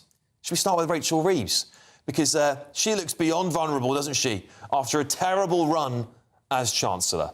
Well, Burnham would need to reassure the markets, so perhaps figures like Yvette Cooper, or I think more likely, Wes Streeting could be contenders for number 11. A steady, market-friendly Blairite appointment would be crucial for that stability, wouldn't it? Ed Miliband, another GB News favourite. Well, his future is also uncertain. Burnham may want some distance from him on that previous government's policies, although Miliband still has massive influence inside the Labour Party, so I bet he probably stays in energy. Or, if Burnham's smart, he wants to drill, baby, drill, he might make him Foreign Secretary. That way he's out of the country, isn't he? And in defence, we could see a return for John Healey, who resigned not that long ago, or potentially a rise for someone like Al Cairns, who has significantly gained in popularity over recent days and weeks. Deputy Prime Minister, I hear you ask? Well, Angela Rayner would be the obvious choice, wouldn't she? That's if Burnham wants to keep the party's left and far left wing on side. But perhaps she might be gunning for Manchester Mayor, rumours speculate. On migration, though, I suspect Shabana Mahmood will remain as Home Secretary, especially given Burnham's recent comments on housing and HMOs. HMO Britain, he called it, didn't he? It strongly suggests he wants to take a much tougher line, doesn't it? Other figures like Darren Jones could move into a bigger role. There's possibilities ranging from Chancellor to Foreign Secretary for him as well. He's been quite a loyal member of the government. But several current cabinet figures, I think, will all be gone. Deputy Prime Minister David Lammy, definitely gone. Education Secretary Bridget Phillipson, I think she's gone too. Culture Secretary Lisa Nandy, gone. And I think Science Minister Liz Kendall is also going to get the boot. And you can bet Louise Hay, there she is there, Andy Burnham's campaign rally, who resigned in disgrace, let's not forget, will be back in some form. I think she's coming back to government. Ultimately, whoever replaces Starmer inherits the same problem. Currently, that Labour brand is toxic, isn't it? And Burnham would have very little time to prove he is different from Keir Starmer, because the question won't be whether he can replace Starmer, it will be whether he can avoid becoming Starmer, but in a T-shirt, not a suit. We're now joined by independent MP for Kingston upon Hull, Carl Turner. Carl, thank you. Of course, you were a Labour MP until relatively recently, weren't you, as well? What's your take? Do you think it's right that Keir Starmer should go and that Andy Burnham should be perhaps coronated? Good evening, Alex, and thank you for having me on. Yeah, I think it's right that he's got to go. The reason being, he's just not capable of governing. The reality is the Parliamentary Labour Party have lost faith in him, probably at the same time that the country was losing faith in the Prime Minister. It pains me to say it, Alex. Keir Starmer was a pal of mine, and that's the gospel truth. I'm not making it up. We've had a good relationship. I've not had any angst with him at all, apart from in recent months over a particular policy issue. But the truth is, every single door you knock on in my patch cannot, and I mean this honestly, cannot stand Keir Starmer. Now, I was not a fan of Jeremy Corbyn. I made it very clear I resigned from his shadow cabinet as the Shadow Attorney General. It was a job I loved. But I resigned on the basis that I was no fan and I didn't think Jeremy could win an election for the Labour Party. However, Jeremy was popular in some parts of my constituency of East Hull. I don't mean to be disparaging, but in the frothy coffee-drinking, Guardian-reading, lefty liberal type of places, he was a popular figure. They liked him. It's universal for Keir. They don't trust him. They think he's dishonest. I don't think he is, frankly. I don't think he is particularly dishonest. And I don't think he's a bad man, really. But he's allowed the Labour Party to be managed by his minions in number 10 Downing Street. People who've given him crap advice. I can say crap, it's after the watershed. Crap advice to the extreme at times. People who've briefed against ministers, cabinet ministers, good people. And what does Keir say when you challenge him on it? Oh, I didn't know that was happening. Didn't cross my desk. I'm sorry. The problem was, Alex, he didn't ask the questions. And when you put these things to him, he kept his head down. The PLP wants rid of him. There are some people in there who are cheesed off. Why? Frankly, in my view, because they thought they might have ended up with a job in the not too distant weeks and months. That's the reason they're in Parliament, because they want the jobs. I couldn't give a monkey's what job I'm offered or otherwise. Well, I couldn't care. And losing the whip for me, Alex, is a badge of honour, because I stood up for a principal point which no Lord Chancellor in any political party should have ever considered doing. And when the Tories had the opportunity to do jury trial curtailment, they decided against it because it was unworkable, unpopular, unfair and unjust. This government was prepared to get it in. What a disgrace. A human rights lawyer, the former director of public prosecutions, the man who campaigned from the early 90s, 92, I think, to do away with single judge trials in Northern Ireland, wanted to bring them into England and Wales. I'm ashamed. I've said it before. And at that point, that was the line that was crossed. Carl, can I say, I think our audience, by the way, really respect your independence and your candour for doing what you've done. It's very unusual these days for politicians to resign on a matter of principle, and I think you'll always get a lot of credit here on GB News, particularly with our audience for that. Carl, let me ask you about Andy Burnham. Do you think he's going to turn the fortunes around? Might he offer a branch to you to come back into the Labour Party? What do you make of him? Well, I've had discussions with Andy Burnham about me being reinstated. He says if he's leader of the Labour Party, he'd have me in an heartbeat, and I don't doubt he's been genuine about that. He's a person who I know relatively well. I'm not best pals with Andy Burnham, but he was somebody I was impressed by when I came in 2010. In 2015, I worked on his campaign in the Parliamentary Labour Party to get him elected as leader. We didn't do very well, of course, and Jeremy Corbyn won that contest. But the reality is, I think he's a normal guy. I think he says what's in his head. And that's a big difference, right? Authenticity matters. If you're prepared to go out there and say what you think, even if it's things that people don't agree with. Look, let me give you this example, Alex, because I think it's important to your viewers.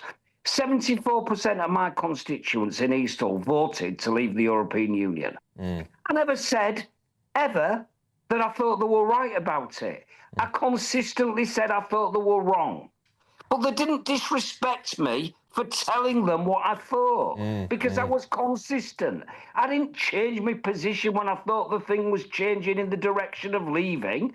I've still maintained what I think. And I think that's respected, because when you say what you think, people respect you for doing it. Yeah, well, absolutely right, Carl. And I think we need more of that in Parliament. I think this is the thing that's lacking, isn't it? Authenticity. People are desperate for their politicians to tell them what they think and be judged on that, rather than say what they want to hear and then be disappointed when actually the reality is they don't believe in it at all, and they're completely shocked by it. And I think that has perhaps defined Keir Starmer's premiership. But Carl, listen, that's all we've got time for with you. Thank you so much for coming on. I hope you'll come and join us here on the show again soon. I know the audience is writing and saying, wasn't expecting that. Carl Turner, great to hear from you. Thanks very much, Carl. I'd be delighted to rejoin you at any time, because I think the very vast majority of my electorate in Eastall watch GB News fanatically. So thank you for having me on. I'll be on any time you so wish. Thank you so much. I'll hold you to that, Carl. I'll hold you to it. Thanks for joining me this evening. Thank you so much. That's Independent MP for Kingston upon Hull, Carl Turner. All right, let's go straight to my panel on this one. Bill, I'll start with you. Quite a damning indictment on Keir Starmer's government, but I think it's really hard to disagree with what Carl is saying. He's a man of principle there. Let's talk about Andy Burnham, though. Let's talk about Burnham, because this is really what we've got to talk about now, isn't it? He's the future. Andy Burnham. I've got some predictions on who I think is in and out. What did you make of my predictions, and who do you think is going to be in the cabinet? Well, I'll come to that in a moment. But firstly, we're kind of overlooking the by-election result last Thursday, because on any objective count, it was absolutely phenomenal. Yeah. I have never known in my adult political lifetime a representative of the governing party increasing that party's vote share by 10% compared to the previous general election. Although the only thing I would challenge him was I don't think he was a representative of the governing party. I think he was an anti-message, anti-government message. But yes, but he was a member of the Labour Party. He was a member of the Labour Party, and he stood as the Labour candidate, and it was an absolutely phenomenal victory. It was also a demonstration of political courage. Just a few weeks previously at the local elections, Reform took 50% of the vote in that local constituency, and Burnham had the bottle to go for it and win overwhelmingly. So I think he's demonstrated that he has got real traction, real communication skills. He can relate to people. I think he is likely to be the next Labour Prime Minister, but I do not think he should be coronated. I think that would be wrong. Andy's agenda and prospectus needs to be tested through a selection contest because, he's reached out to all parts of the Labour Party, effectively of the country, and that needs to be whittled down, and he needs to be tested through an election battle. Poppy, what do you make of Burnham? You were sort of alluding in the previous hour that people should be worried about him. Do you think actually... I'm hearing him U-turn a lot on some of his previously long-held positions, the things like trans rights, he's sort of backtracked on that. In migration, he's sounding tough. Things like HMO Britain, a lot of tough talk on migration. Do you think he's going to perhaps flip a little bit to be in touch with the public trend? I think, again, we have to go back to Makerfield and the kind of campaign he ran. I actually think Burnham was smart enough to notice what Reform did in the local elections. He also had a stunning success in a national election. Yes. And he basically copied their strategy. Because I know what Andy Burnham was saying when he was knocking on doors was, if you vote for me, this is the quickest way to get rid of the Prime Minister. And that's exactly what you said, Alex. It's not quite the same thing as saying it's the first time that a government figure has managed to... Yes, it's technically true. It is technically true. But Andy Burnham was running on an anti-Keir Starmer platform, which is the most popular platform you can possibly run on at the moment as a politician. The reason I said... He did take Reform's game. The reason I said that I am concerned about Andy Burnham is because in Andy Burnham's long political career, he's a lifetime politician, he has glommed on to nearly every single fashionable political movement when the time was right, OK? And he has not always had sterling success with this. And I thought the way he dealt with Makerfield when he was being interviewed with journalists, that kind of slight flintiness when he was being questioned about what he was actually going to do, made me think this is continuity Starmer. Because what is Keir Starmer but someone who is finds it very difficult to make tough decisions. Aside from the good things he has done in government, I will concede he's done some stuff that I do agree with, but he's terrible when it's a crisis situation. He's really struggled to deal with that domestically. I think Andy Burnham will struggle even more, because unlike Keir Starmer, who's kind of dug his heels in over the last couple of months, he needs to be loved. He needs to be popular. He needs to feel that he has got the backing of the party, he's riding on a white horse, and he's going to be able to take them elsewhere. So that's why I agree with you that it cannot be a coronation, because I actually think people need to realise, what is Manchesterism? What does Andy Burnham actually want to do to sort out the country? We're in a really bad state. That means making sacrifices. Has anyone actually pinned him down on what he's going to do when he's in charge that will be meaningfully different from what the current Prime Minister is doing? Because I haven't heard that. No, nobody knows what his platform is yet. We've seen rough signals of what it might be, but nobody actually knows. Adam, what do you think about Burnham? I'm pretty scared of what's coming forward. I've got a good friend that knows Andy and tells me he's a good man. But let me just reiterate, no government is your friend. Doesn't matter who gets in, they're not your friend. They will make a decision what's best for them and for that politician. We've seen it with Andy Burnham. He U-turns on things. What worries me is he thinks that biological men should be in women's toilets. What worries me, he thinks that asylum seekers should come over and be given jobs. when that is just a beacon for more to come over. That worries me. He's U-turned on that. One thing, there's one small positive. I think he understands hospitality. From what I'm being told, that he understands that we're at a cliff edge and he might try and help pubs, he might try and help nightlife. That's a positive, but look, as I said, I don't know where he stands with the things that he said because he's U-turned. So if he's pro-immigration, we're in trouble. If you've watched this show for the last 6 months, right, Christmas, there were some predictions I asked my panel at the time. Sorry, Poppy, you weren't here for that. That's all right. But Bill and Adam were both present. They made some predictions. Should we play the clip? Let's see what they both said. Oh, look, I'm going to give you the opportunity to pick a wild card. The one that you might not think that you would like, but what you think the Labour Party membership will likely vote for, or who you think is the most likely person to win. So I have some inside information here from 2 Labour sources. This is an exclusive. That within the next 8 weeks, a Labour MP will be stepping down to make way for a by-election for Andy Burnham. So you heard it here first. A Labour MP is going to step down and Andy Burnham will be running a by-election alongside the May elections. Interesting. And for me, that's why he's going to be the next Prime Minister, probably June or July. That is incredible. That is absolutely incredible. Burnham wasn't even... He was a wild card in my pack. I think I had Streeting, I picked Angela Rayner. I can't remember who you picked, but I think you ended up agreeing with Adam that Burnham was going to be the guy, or perhaps you agreed with me about Angela Rayner. I can't remember. Could you remember who you picked? I think I said my personal preference at that stage was for Wes Streeting. Wes Streeting, yes. Adam, with respect, was out by about 4 months. You said 8 weeks, and it's taken a lot longer than that. I said he'd be the Prime Minister by June, July. But what the reason that he didn't run in the May elections is because Keir Starmer and his buddies blocked him. Otherwise, it would have been spot on. It's amazing, when you're a loudmouth and you're on the right, the sort of people that come to you within Labour and giving you information is off the charts, especially when they want Starmer gone. So that come from directly inside Labour, and Twitter didn't believe me when I put it up. I believed you. Look, You they knew I was going to make a lot of noise about it. Adam came in that night and requested we print out a picture of Andy Burnham because he said, Alex, you trust me, give me this opportunity.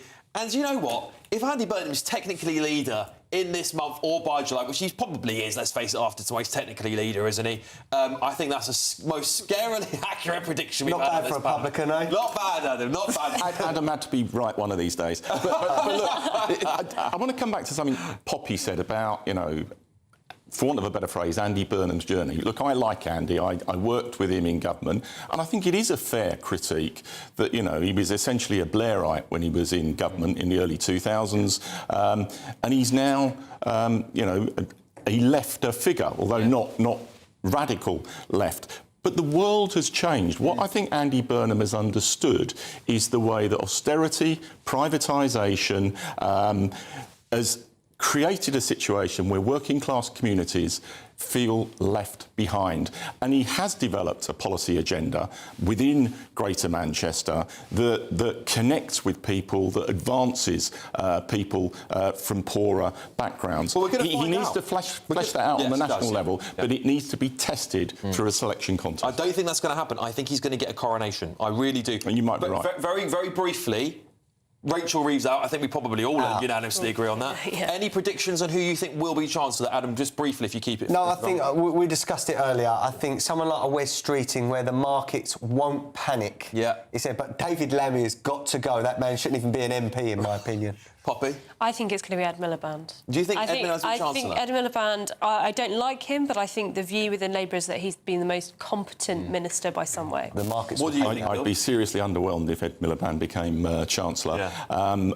I think a good move would be either Wes Streeting or John Healey. Yes, I think you're right. I think Wes Streeting's a very clever move for Burnham, because not only does it stave off a leadership competition, he's a Blairite. As I said in my monologue, he's a Blairite. He understands the markets will need to be calmed after all the chaos that's about to unfold. Anyway, get your predictions in, because anything this show's like a crystal ball. So we'll go find out. Maybe you will be right. Poppy will be back in next week. Are we going to have tears from Rachel Reeves? Well. I'll have a bet on that. I think she's packing her bags already. I think she's had enough. All right, look, meanwhile, we're talking about the Treasury. You could make your Treasury a bit bigger with the Great British Giveaway. 76,000 £543.21. Tax-free. Rachel Reeves won't like that, will she? Here's all the details. Hello from the Imperial Island Resort in Paphos, and it's the final week to see how you could win big in time for summer. Someone has to win our stunning cash prize of £76,543.21, and that person really could be you. Imagine all of the fun you could have this year with that. You could treat the family, treat your friends, make it a super summer for everyone you know. Or just enjoy a bit of me time, safe in the knowledge all those day-to-day financial stresses have been taken care of. £76,543.21 in totally tax-free cash could be yours in time for summer. Just don't miss out as lines close on the 26th of June. Good luck! For a chance to win, text cash to 63225. One entry costs £2.50 plus one standard network rate message. Or text bonus to 63225. 5 entries cost £5 plus one standard network rate message. Go to gbnews.com/win. Entries start at £2.50. Call 0903 686 3232. Calls cost £2.50 plus your network access charge. Or post your name and number to GB21 PO Box 8690 Derby DE1 9TT. UK only. Entrance must be 18 or over. Lines close at 4 p.m. on the 26th of June. This is a network giveaway. Entries will be pooled. Please check the closing time if listening or watching on demand. Good luck.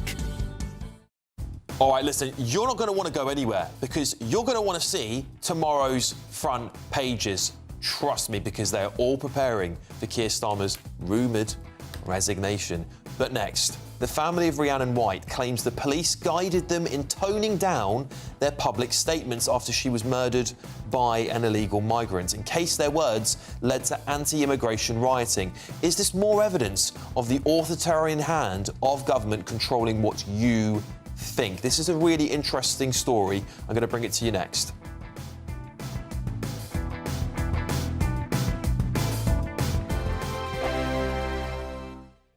From cold mornings to warm family brunches, from football to tennis in the car, in the kitchen. GB News Breakfast is there. with the stories you need and the conversations that matter. Anyway, let's talk business. Well, it has been a historic night in British politics. It's astonishing, isn't it? We're here again. To start your day just right. GB News Breakfast. Every morning from 6 a.m. Only on GB News. Britain's news channel.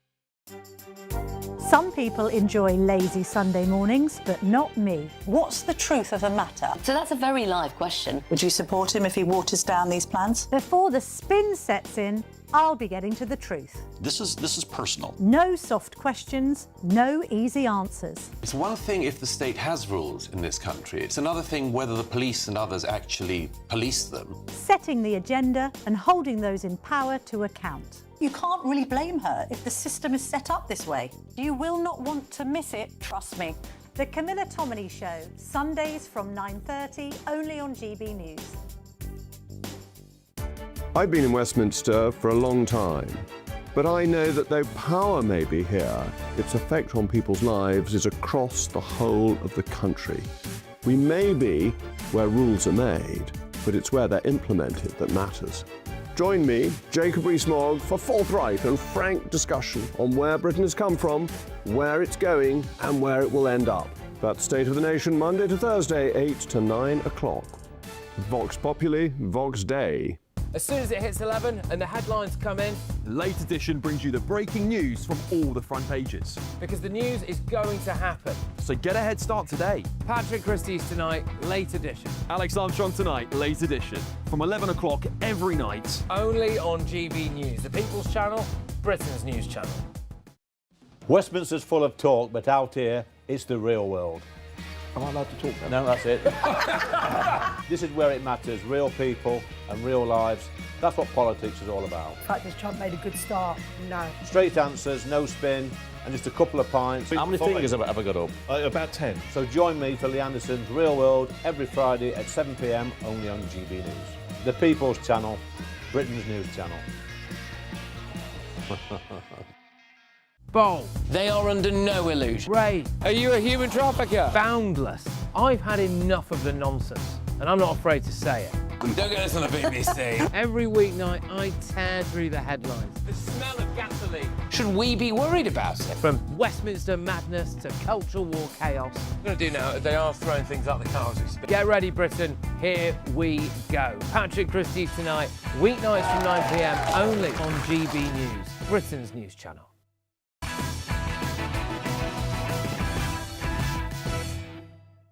The mother of murdered hotel worker Rhiannon White claims police guided her family into softening public statements after her daughter's death.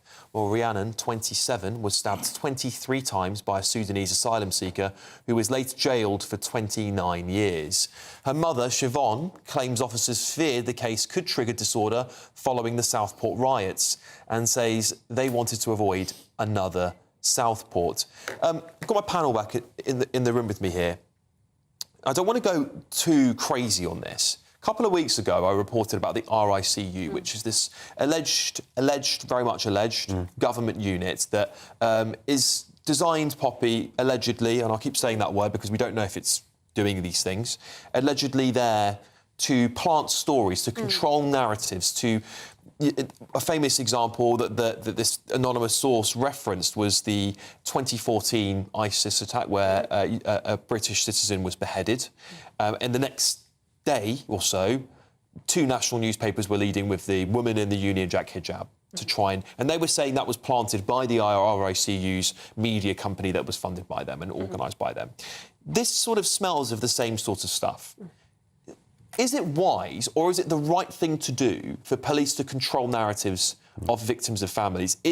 Given that society could trigger like a tinderbox at the moment, is it actually right for the police to act in this way? So I think what the police would say in the immediacy, if this unit is indeed true, you know, and I think there is some evidence that would strongly put me personally in the opinion that it does exist. What the police would say is that our primary responsibility is to keep the peace and to stop disorder. Yeah. But I think the important rebuttal to that is when it is around a political issue, that is no longer good enough. Let's talk about Rhiannon Sky White. Her death was ultimately a political death. She died because of this man who was allowed into the country under our asylum system. Therefore, if you had a situation where potentially statements are being manipulated by people within government units to stop disorder after this, that would make me think that it is pushing people in the direction of not acting on a flawed political system that is getting people killed. Now, just to add a bit of global context as well of what's going on here, this wouldn't be the only case if this alleged unit is real of that happening. We know in America, because they have a bit more of an open political system than we do, that they also have a similar sort of nudge unit that they pull upon, that when there's some kind of issue that they think could cause tension in race relations, they do actually send a special unit of the FBI round people's houses to try and calm down community tensions. This would not be something unique, and therefore I wouldn't find it particularly surprising if it does exist. But I would like to condemn in the strongest possible terms. If this is something the state is doing, they are playing a very, very dangerous game. Yes. This is a political issue, and it is right for people to debate that openly and freely. I understand you don't want to have riots, but the best way to stop having riots is to stop having these sorts of atrocities happening on our shore. When they're preventable, they're preventable. What do you think of Poppy's comments, Bill? I think in terms of the Research, Information and Communications Unit, I think it is legitimate. It's about identifying and countering extremist propaganda. It's about the prevent strategy. It's about intelligence gathering. And I think that is legitimate because, look, across the political spectrum, there are extremists who want to do harm to people, and it's right that we tackle them. However, in respect of this case with Rhiannon White's mother, if it is true as reported, I think that is unacceptable. And if you listen to the words of the mother, she said, "Did they tell me what to say? No. I was aggressive, however, and they toned it down." Now, if by toning it down, it was giving her advice on not inciting violence, I think that is legitimate. But if it was going as far as to say you cannot express your outrage and your emotion about the fact that your daughter has been brutally murdered, then that is unacceptable. And I think the police, in this case, it needs to be looked at, it needs to be investigated, and there are questions to answer. Look, I was monitored during COVID by secret government units. I've got it in black and white from a Freedom of Information request. They do that. They do try and manipulate the narrative. Anyone that thinks it isn't true, you know, needs a head testing. But I've met Siobhan.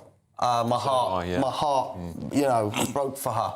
I give her a cuddle when I see her because her daughter's death was avoidable. We're importing some absolute monsters, and her death is because of government. Now, if we've got nudge units that are trying to silence mothers or tone down the truth, we've got a major problem in this country. Truth should never be suppressed. And if that causes riots, so be it. Because if truth causes riots, the country is broken. And for me, this left-wing authoritarian government is at fault. And they are importing men, allowing killers and sex attackers to be placed in our community. And of course we're going to be angry. And of course people like me are going to keep protesting. No, I don't incite violence. But let me tell you now, we've had enough, and the men of this country and the women will stand up and say enough is enough. And I know, like me, you don't condemn violence and you don't want people to be rioting. I understand the. But if the truth causes violence, there is a problem. Well, I think you're right. I think if there's violence as a result of truth, then that is an issue. I think always we have to resolve our differences with communication, and that's why I don't believe the government or any government unit should be trying to control that narrative, because that's the suppression that's gone on for so long. It's part of the reason why this country is a tinderbox, because people have been told you cannot talk about the Pakistani grooming gangs. That's racist. Everything is. I mean, there's a billion other examples, isn't there? We're labelled as extremists, and no disrespect to Bill. Bill's called me far right from my immigration stance. I talk for the average man in the street, the average man in the pub. There's nothing extreme in what I'm saying. You talk for a section of society. I speak for the majority. You talk for about 20-25% of people. You do not talk for the majority. I think it's a very important point that we remember here, that this is not an equally applied standard. When we talk about the government and wanting to incite riots, I remember when the BLM protests were happening in this country, when multiple politicians used language of rage, anger, righteous protest, break COVID restrictions because this is the right thing to do. I would just like to point out that this is not a standard that the government applies equally. If it is a left-leaning cause, they are willing to sign a blind eye to violent protest, property damage, assault, that's totally fine. And yet when it happens as a direct result of UK government policy, we apparently have a unit that is interfering with the victims. That is something you need a public inquiry for. That's how awful it is. I don't think there is evidence that that unit is doing that. It is about, however, countering violent extremism, and that is a real concern across the political spectrum, and we need to tackle it. All right, look, the British Transport Police has been approached for comment, and a Home Office spokesman has previously said this: RICU provides analysis on extremist use of propaganda and exploitation of the internet to inform the UK's counter-terrorism system. We cannot comment on its operations. All right, look, don't go anywhere, because I have got tomorrow's front pages. And as expected, they are all talking about this alleged resignation tomorrow. Don't miss it. It's coming up in 2 seconds, literally. I forecast a perfect holiday in the sun. Weather looking good then? For sure, and no worries about our travel insurance. All Clear Travel Insurance sponsors GBNews Travel Destinations Forecast. If you think it's getting hot across the UK over the next few days, it's even hotter over parts of Europe at the moment. Quite widespread heat warnings in force, as certainly inland areas of parts of Spain and France could be hitting 40 degrees plus. Around coastal regions in the Mediterranean, it will be a touch fresher, allowing for a little bit of a respite, but certainly there'll be plentiful amounts of sunshine with high pressure in charge, although the heat and humidity may just start to spark off a few thunderstorms as we do head throughout the week. All Clear Travel Insurance sponsors GBNews Travel Destinations Forecast. Good evening. Welcome to your GB News weather update from the Met Office. As we head into the new week, it's turning hotter, it's turning more humid, and we've already got an amber extreme heat warning in place from Monday across the southern half of the country.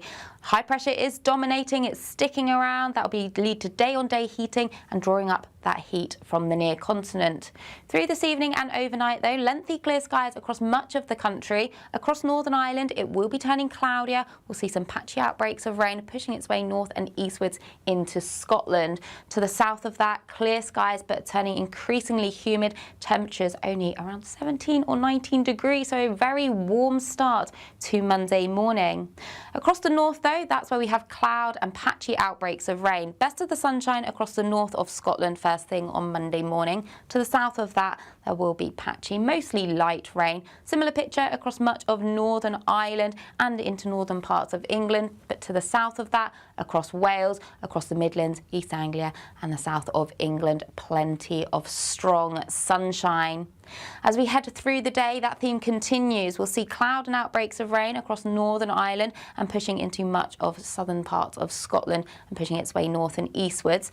To the far southwest, we will see a few thunderstorms just pushing up from the south, so expect some flashes of lightning, perhaps some torrential downpours, some gusty winds, but elsewhere some good deal of strong sunshine. Temperatures here around 32, 33, possibly 34 degrees in the south. That leads to another warm, muggy, uncomfortable night for sleeping as we start Tuesday morning. But as we go through Tuesday, it's a day of a good deal of blue skies, but it's going to be feeling hotter out there and humid too. That's a similar picture as we go into Wednesday. Thursday, more in the way of cloud, but temperatures really peaking Wednesday and Thursday, 38 degrees possible.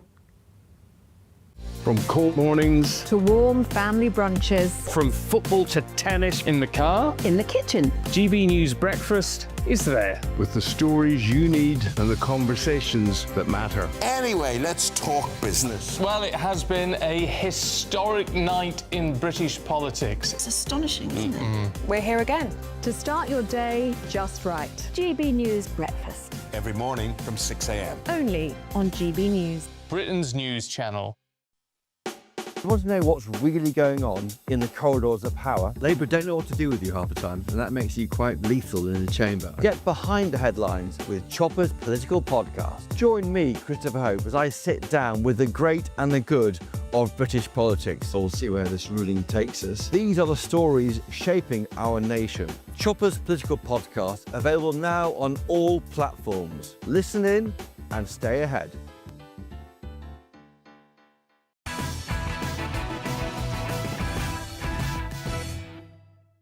Look what I've got. It's tomorrow's front pages, everybody. Should we start with the Mirror? Here it is. Game over. This is the Daily Mirror, right? We started with this because it's the Daily Mirror. They were deliberately avoiding bad Starmer stories for weeks, even during the Mandelson files being released. So pretty big that they've got Starmer there, sat by himself as an Andy Burnham in his usual polos and terrible flip-flops there are on the front page. Let's go to the Mail. Same shot as Andy Burnham there. It's becoming maybe his forte, isn't it? Now, rip up tax pledges, Labour left tell Burnham. Yeah. Starmer's a dead man walking. Allies of PM in waiting is what he's being called here. The Daily Telegraph. Burnham plans to be in number 10 by September. Yeah, I mean, just so you all understand, Starmer's not going to walk out of Downing Street tomorrow. He's going to lay out his timetable. He's going to say, I am leaving, basically, but not yet. The Telegraph. Sorry, that's the Telegraph. The Times. Burnham aiming for PM coronation by September. Yeah, that's seeming pretty likely now. They were probably getting briefed here. Starmer mulls future at Chequers with wife. We have heard rumours that he's now left Chequers and he probably will be back in Downing Street by now, which might suggest something's happening tomorrow if he's leaving a little bit early there. The Express. Brace yourself for more reckless tax and spend. This is the big bit, isn't it? What is Andy Burnham as Prime Minister going to look like economically? It's going to be very important for people. The I paper. Burnham's stark ultimatum to Starmer. Resign or face mass Labour walkouts. Now, I believe that the rumour is that Burnham said to Starmer, resign by Tuesday.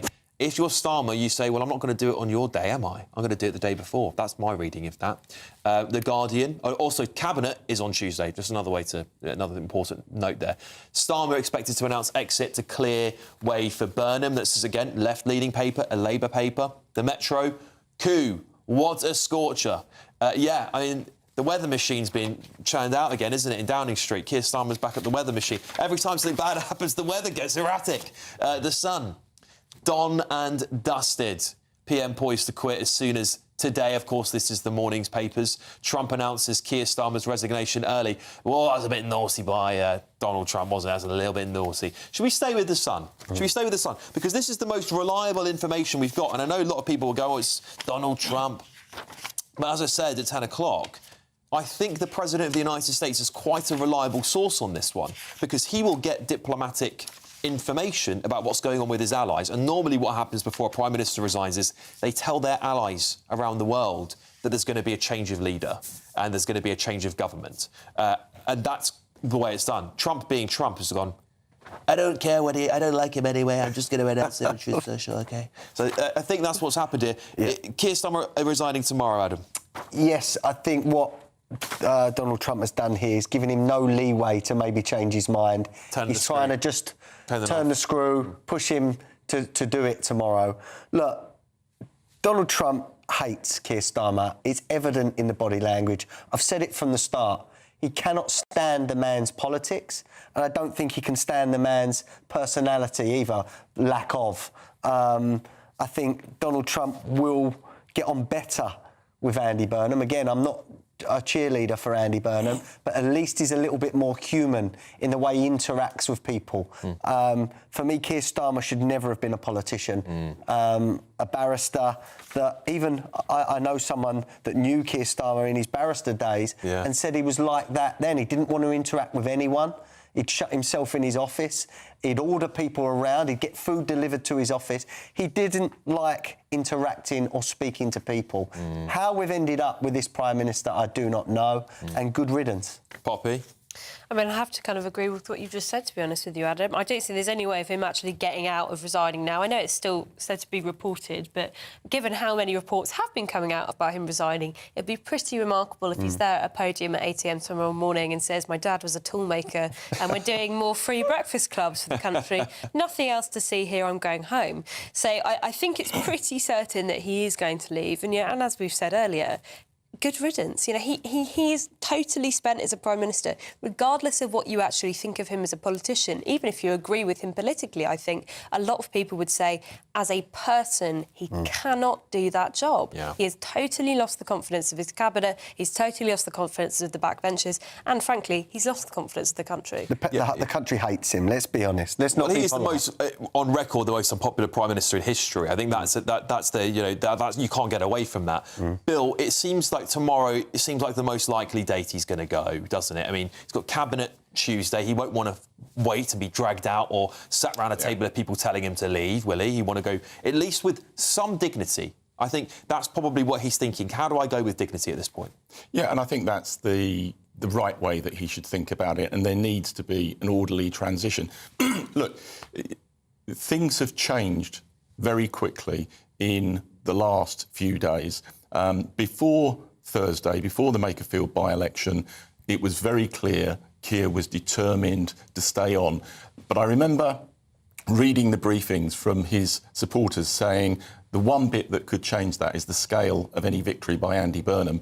And the scale of Burnham's victory last Thursday has changed the dynamic. There was then the ring round that took place on Friday with cabinet ministers, where 6 or 7 of them said you need to set out a timetable for your departure. And I think over the weekend at Chequers, with his closest advisors and particularly with his wife, he's concluded that the game's up. And my prediction is that probably around 8 o'clock tomorrow morning, there will be a statement from him, not to leave immediately, and I think it's important he doesn't leave immediately, but a timetable for his departure, probably to early September, and then a phased transition. Yeah, we'll come back in just a moment to talk more about this. Of course, I'll be here tomorrow morning with Ellie Costello for GB News Breakfast, so come and join us, because I think it's going to be a historic occasion many of you won't want to miss. I've also got a line for Patrick Christie's to use maybe tomorrow night. Get ready, Britain, here we go. Just Patrick, just a thought for you. We'll bring you some more papers in just a second. I'll work on some more of those.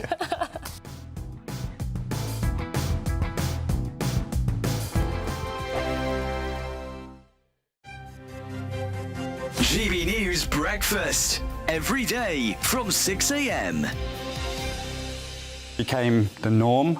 Friends just became family, and I just kind of found my love in the streets, really. And then did that then lead to stuff with knives? Yeah, so I was stabbed by 15. Oh, and then my best friend passed away in my arms from a stab to the heart. So I'd already had quite a experience with knife crime at that point. I think in life it's important to give people a second chance, and especially when you come back and you were using this to such a positive thing. And actually, and you know, your kits already, as you say, have saved several lives. And hopefully, it's not even about the saving of lives in that sense, is it? It's if you can prevent people from getting in the situation you were in the first place. This is where education is important. GB News, the People's Channel.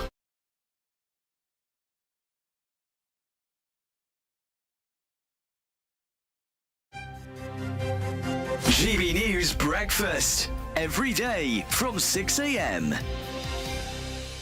Crew of injured and wounded veterans and serving personnel have completed a historic sailing expedition around the UK, carrying the Invictus Games flag. Yes, it's called the Full Circle Sailing Expedition, and it embarked on a momentous 12-week journey, having sailed 2,000 miles around the UK to complete the whole full circle. Well, it supported more than 500 injured veterans, and the charity is raising £300,000 to fund their mission to support veterans right across the nation. Everybody on that boat has a part to play. It's everybody gets involved in safely moving that boat from A to B, and like you said, it's that camaraderie and being a part of a team, and you could say to some extent having that mission. GB News, the People's Channel. GB News Breakfast, every day from 6 a.m.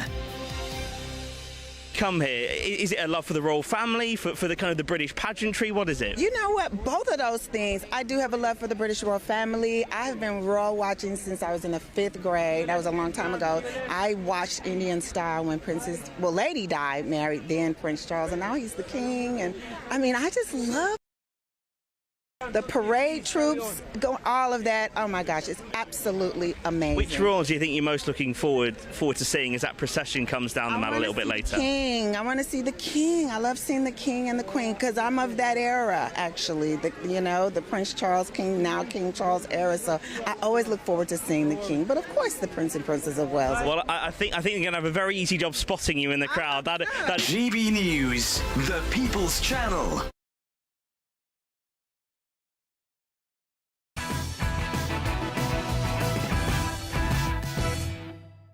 Well, there's only one story in town, and it's going to be one story for the next 24, 48, probably week, realistically, and it is Starmer resigning, expected tomorrow, perhaps in the morning. If you want my bid, I think it's going to be around 8 a.m, similar time to David Cameron's resignation. And I think that's partially because the weather's going to be so hot. Who wants to be sweating in a suit outside Number 10 when you're resigning? Leading the GBNews.com website tonight, Labour Minister Mike Tapp, indeed, demands a general election if Keir Starmer is forced out as Prime Minister. I have to say, I fundamentally agree. I think we have got a dangerous habit in this country now of constantly cycling through Prime Minister's bill.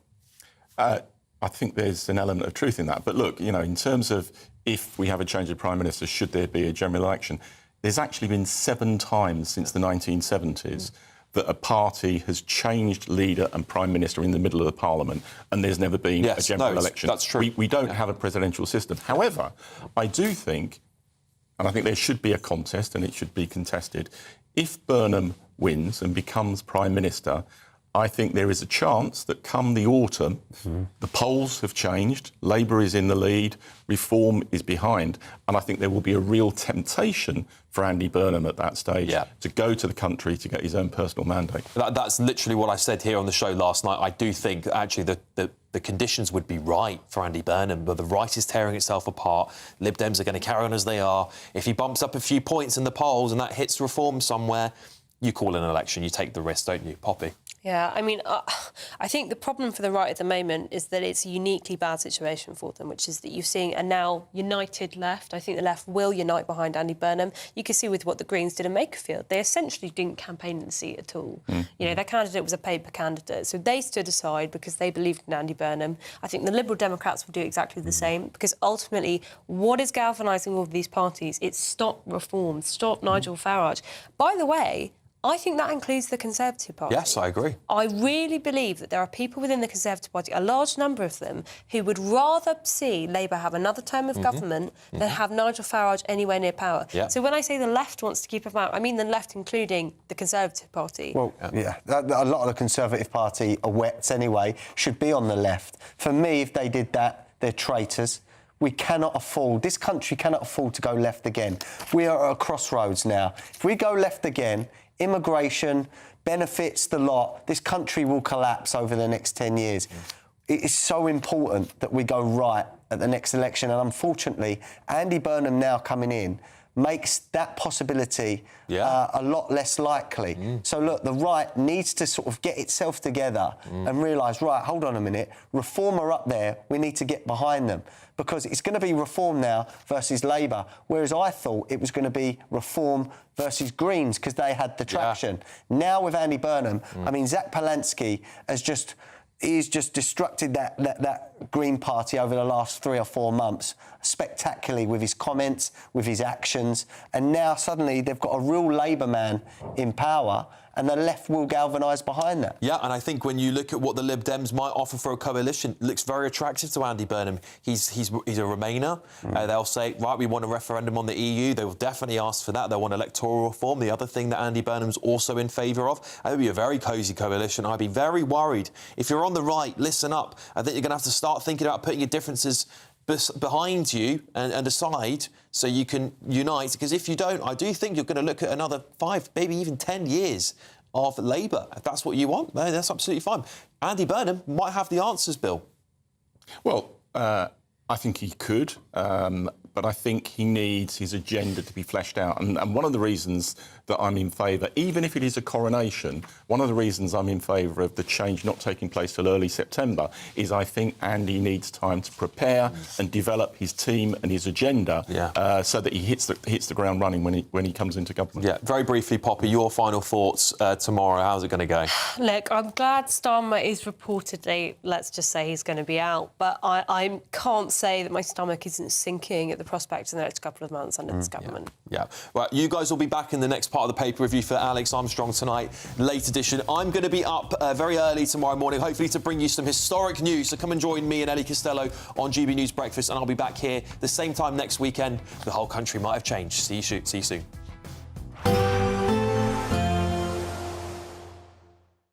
Expect warm spells with the odd rude interruption. Box Boiler sponsors the weather on GB News. Good evening. Welcome to your GB News weather update from the Met Office. We head into the new week. It's turning hotter, it's turning more humid, and we've already got an amber extreme heat warning in place from Monday across the southern half of the country. High pressure is dominating, it's sticking around. That will lead to day-on-day heating and drawing up that heat from the near continent. Through this evening and overnight, though, lengthy clear skies across much of the country. Across Northern Ireland, it will be turning cloudier. We'll see some patchy outbreaks of rain pushing its way north and eastwards into Scotland. To the south of that, clear skies but turning increasingly humid. Temperatures only around 17 or 19 degrees, so a very warm start to Monday morning. Across the north, though, that's where we have cloud and patchy outbreaks of rain. Best of the sunshine across the north of Scotland first thing on Monday morning. To the south of that, there will be patchy, mostly light rain. Similar picture across much of Northern Ireland and into northern parts of England, but to the south of that, across Wales, across the Midlands, East Anglia and the south of England, plenty of strong sunshine. As we head through the day, that theme continues. We'll see cloud and outbreaks of rain across Northern Ireland and pushing into much of southern parts of Scotland and pushing its way north and eastwards. To the far southwest, we will see a few thunderstorms just pushing up from the south, so expect some flashes of lightning, perhaps some torrential downpours, some gusty winds, but elsewhere some good deal of strong sunshine. Temperatures here around 32, 33, possibly 34 degrees in the south. That leads to another warm, muggy, uncomfortable night for sleeping as we start Tuesday morning. But as we go through Tuesday, it's a day of a good deal of blue skies, but it's going to be feeling hotter out there and humid too. That's a similar picture as we go into Wednesday. Thursday, more in the way of cloud, but temperatures really peaking Wednesday and Thursday, 38 degrees possible. Expect warm spells with the odd rude interruption. Box Boiler sponsors the weather on GB News. Good evening, ladies and gentlemen. Will Kingston here, stepping in for the great man as he prepares for breakfast tomorrow morning. Alex Armstrong thinks an early election is coming. I don't. I'm going to lay down a friendly bet with him. I think we unfortunately need to prepare ourselves for 3 years of hardcore socialism under a Burnham government. We're going to talk about what that would look like on Alex Armstrong Late Edition, plus Trump, Iran and the French banning alcohol. All that to come on the People's Channel, GB News.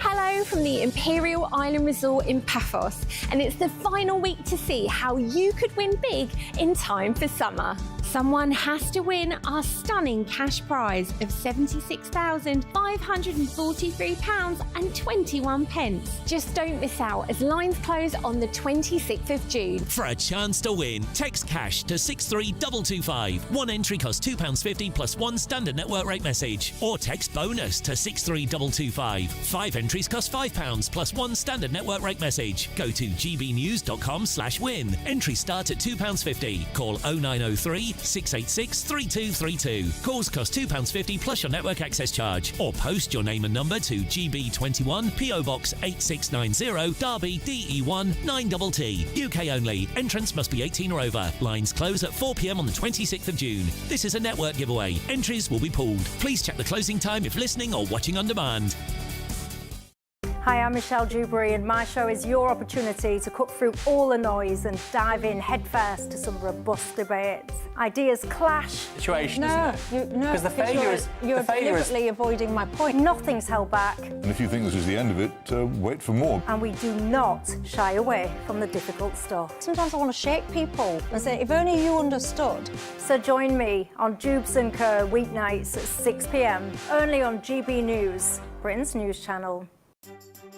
Some people enjoy lazy Sunday mornings, but not me. What's the truth of the matter? So that's a very live question. Would you support him if he waters down these plans? Before the spin sets in, I'll be getting to the truth. This is personal. No soft questions, no easy answers. It's one thing if the state has rules in this country. It's another thing whether the police and others actually police them. Setting the agenda and holding those in power to account. You can't really blame her if the system is set up this way. You will not want to miss it, trust me.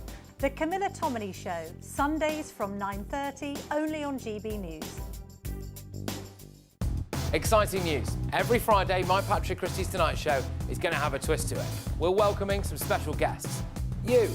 That's right, on Fridays I'm going to be doing my show in front of a live studio audience because this show is about you and what you have to say. It's going to be the same big debates, same big topics, same big opinions. But every Friday night at 9 p.m, you are invited to come on down to Patrick Christie's Tonight to be a part of the action. Only on GB News, the People's Channel, Britain's news channel. Breaking news, live updates, stories that matter. From the heart of the GB newsroom to every corner of Britain. With our team of dedicated journalists across the UK. GB News bulletins are there to deliver the latest news that matters to you. Bulletins on GB News, the People's Channel, Britain's news channel.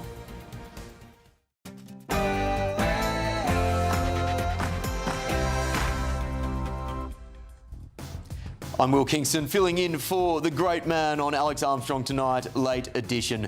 Breaking tonight. I intend not to walk away from this, but to carry on with what I was elected to do, which is to serve this country and bring about the change that people desperately need in their lives. We will see. It looks like the PM might be walking away sooner than expected as he's predicted to resign as early as tomorrow. The Mirror leads with 2 simple words. Game over. But there's a fundamental point that will not change, and that is that the Labour Party will continue to be addicted to high taxation. Fair point. The Mirror is also splashing, brace yourself for more reckless tax and spend, as Mel Stride claims Andy Burnham will unleash tax rises. Also, there is a chance now, from this result tonight, to build a new politics based on unity and hope. Yes, I've heard that before. Strong promises from Andy Burnham there as the Telegraph splashes. He could be in number 10 as early as September. But are you going to miss this? I call again for an immediate ceasefire in Gaza. The return of the sausages, the hostages.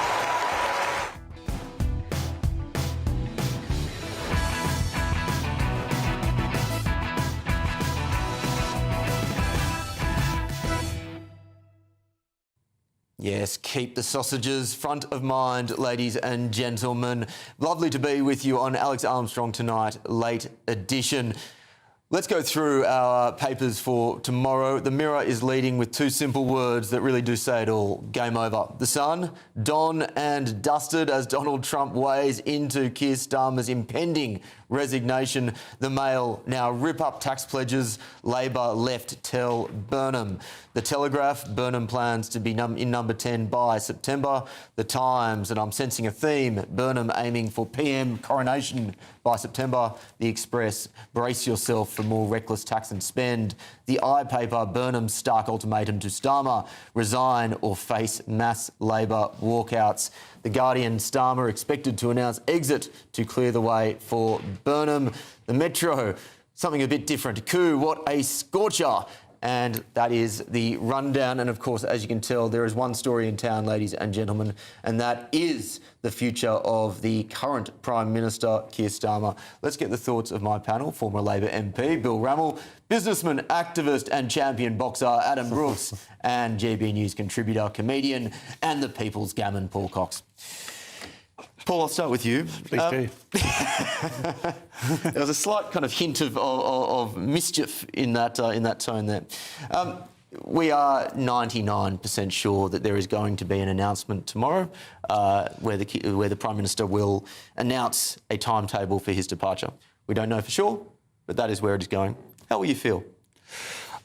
It's mixed, actually, because basically since Southport, probably since the election, but you've got to give the guy a chance, haven't you? But as soon as Southport happened and the way he reacted to Southport, I thought, we're in big trouble here. This guy doesn't understand Great Britain. And as a result, there was only one path or direction of travel. And, of course, that played out. And he never won anyone back after that. There were lots of Labour supporters that I know after Southport were like, what have we done? This is terrible. And I thought at the point that Keir Starmer would go, that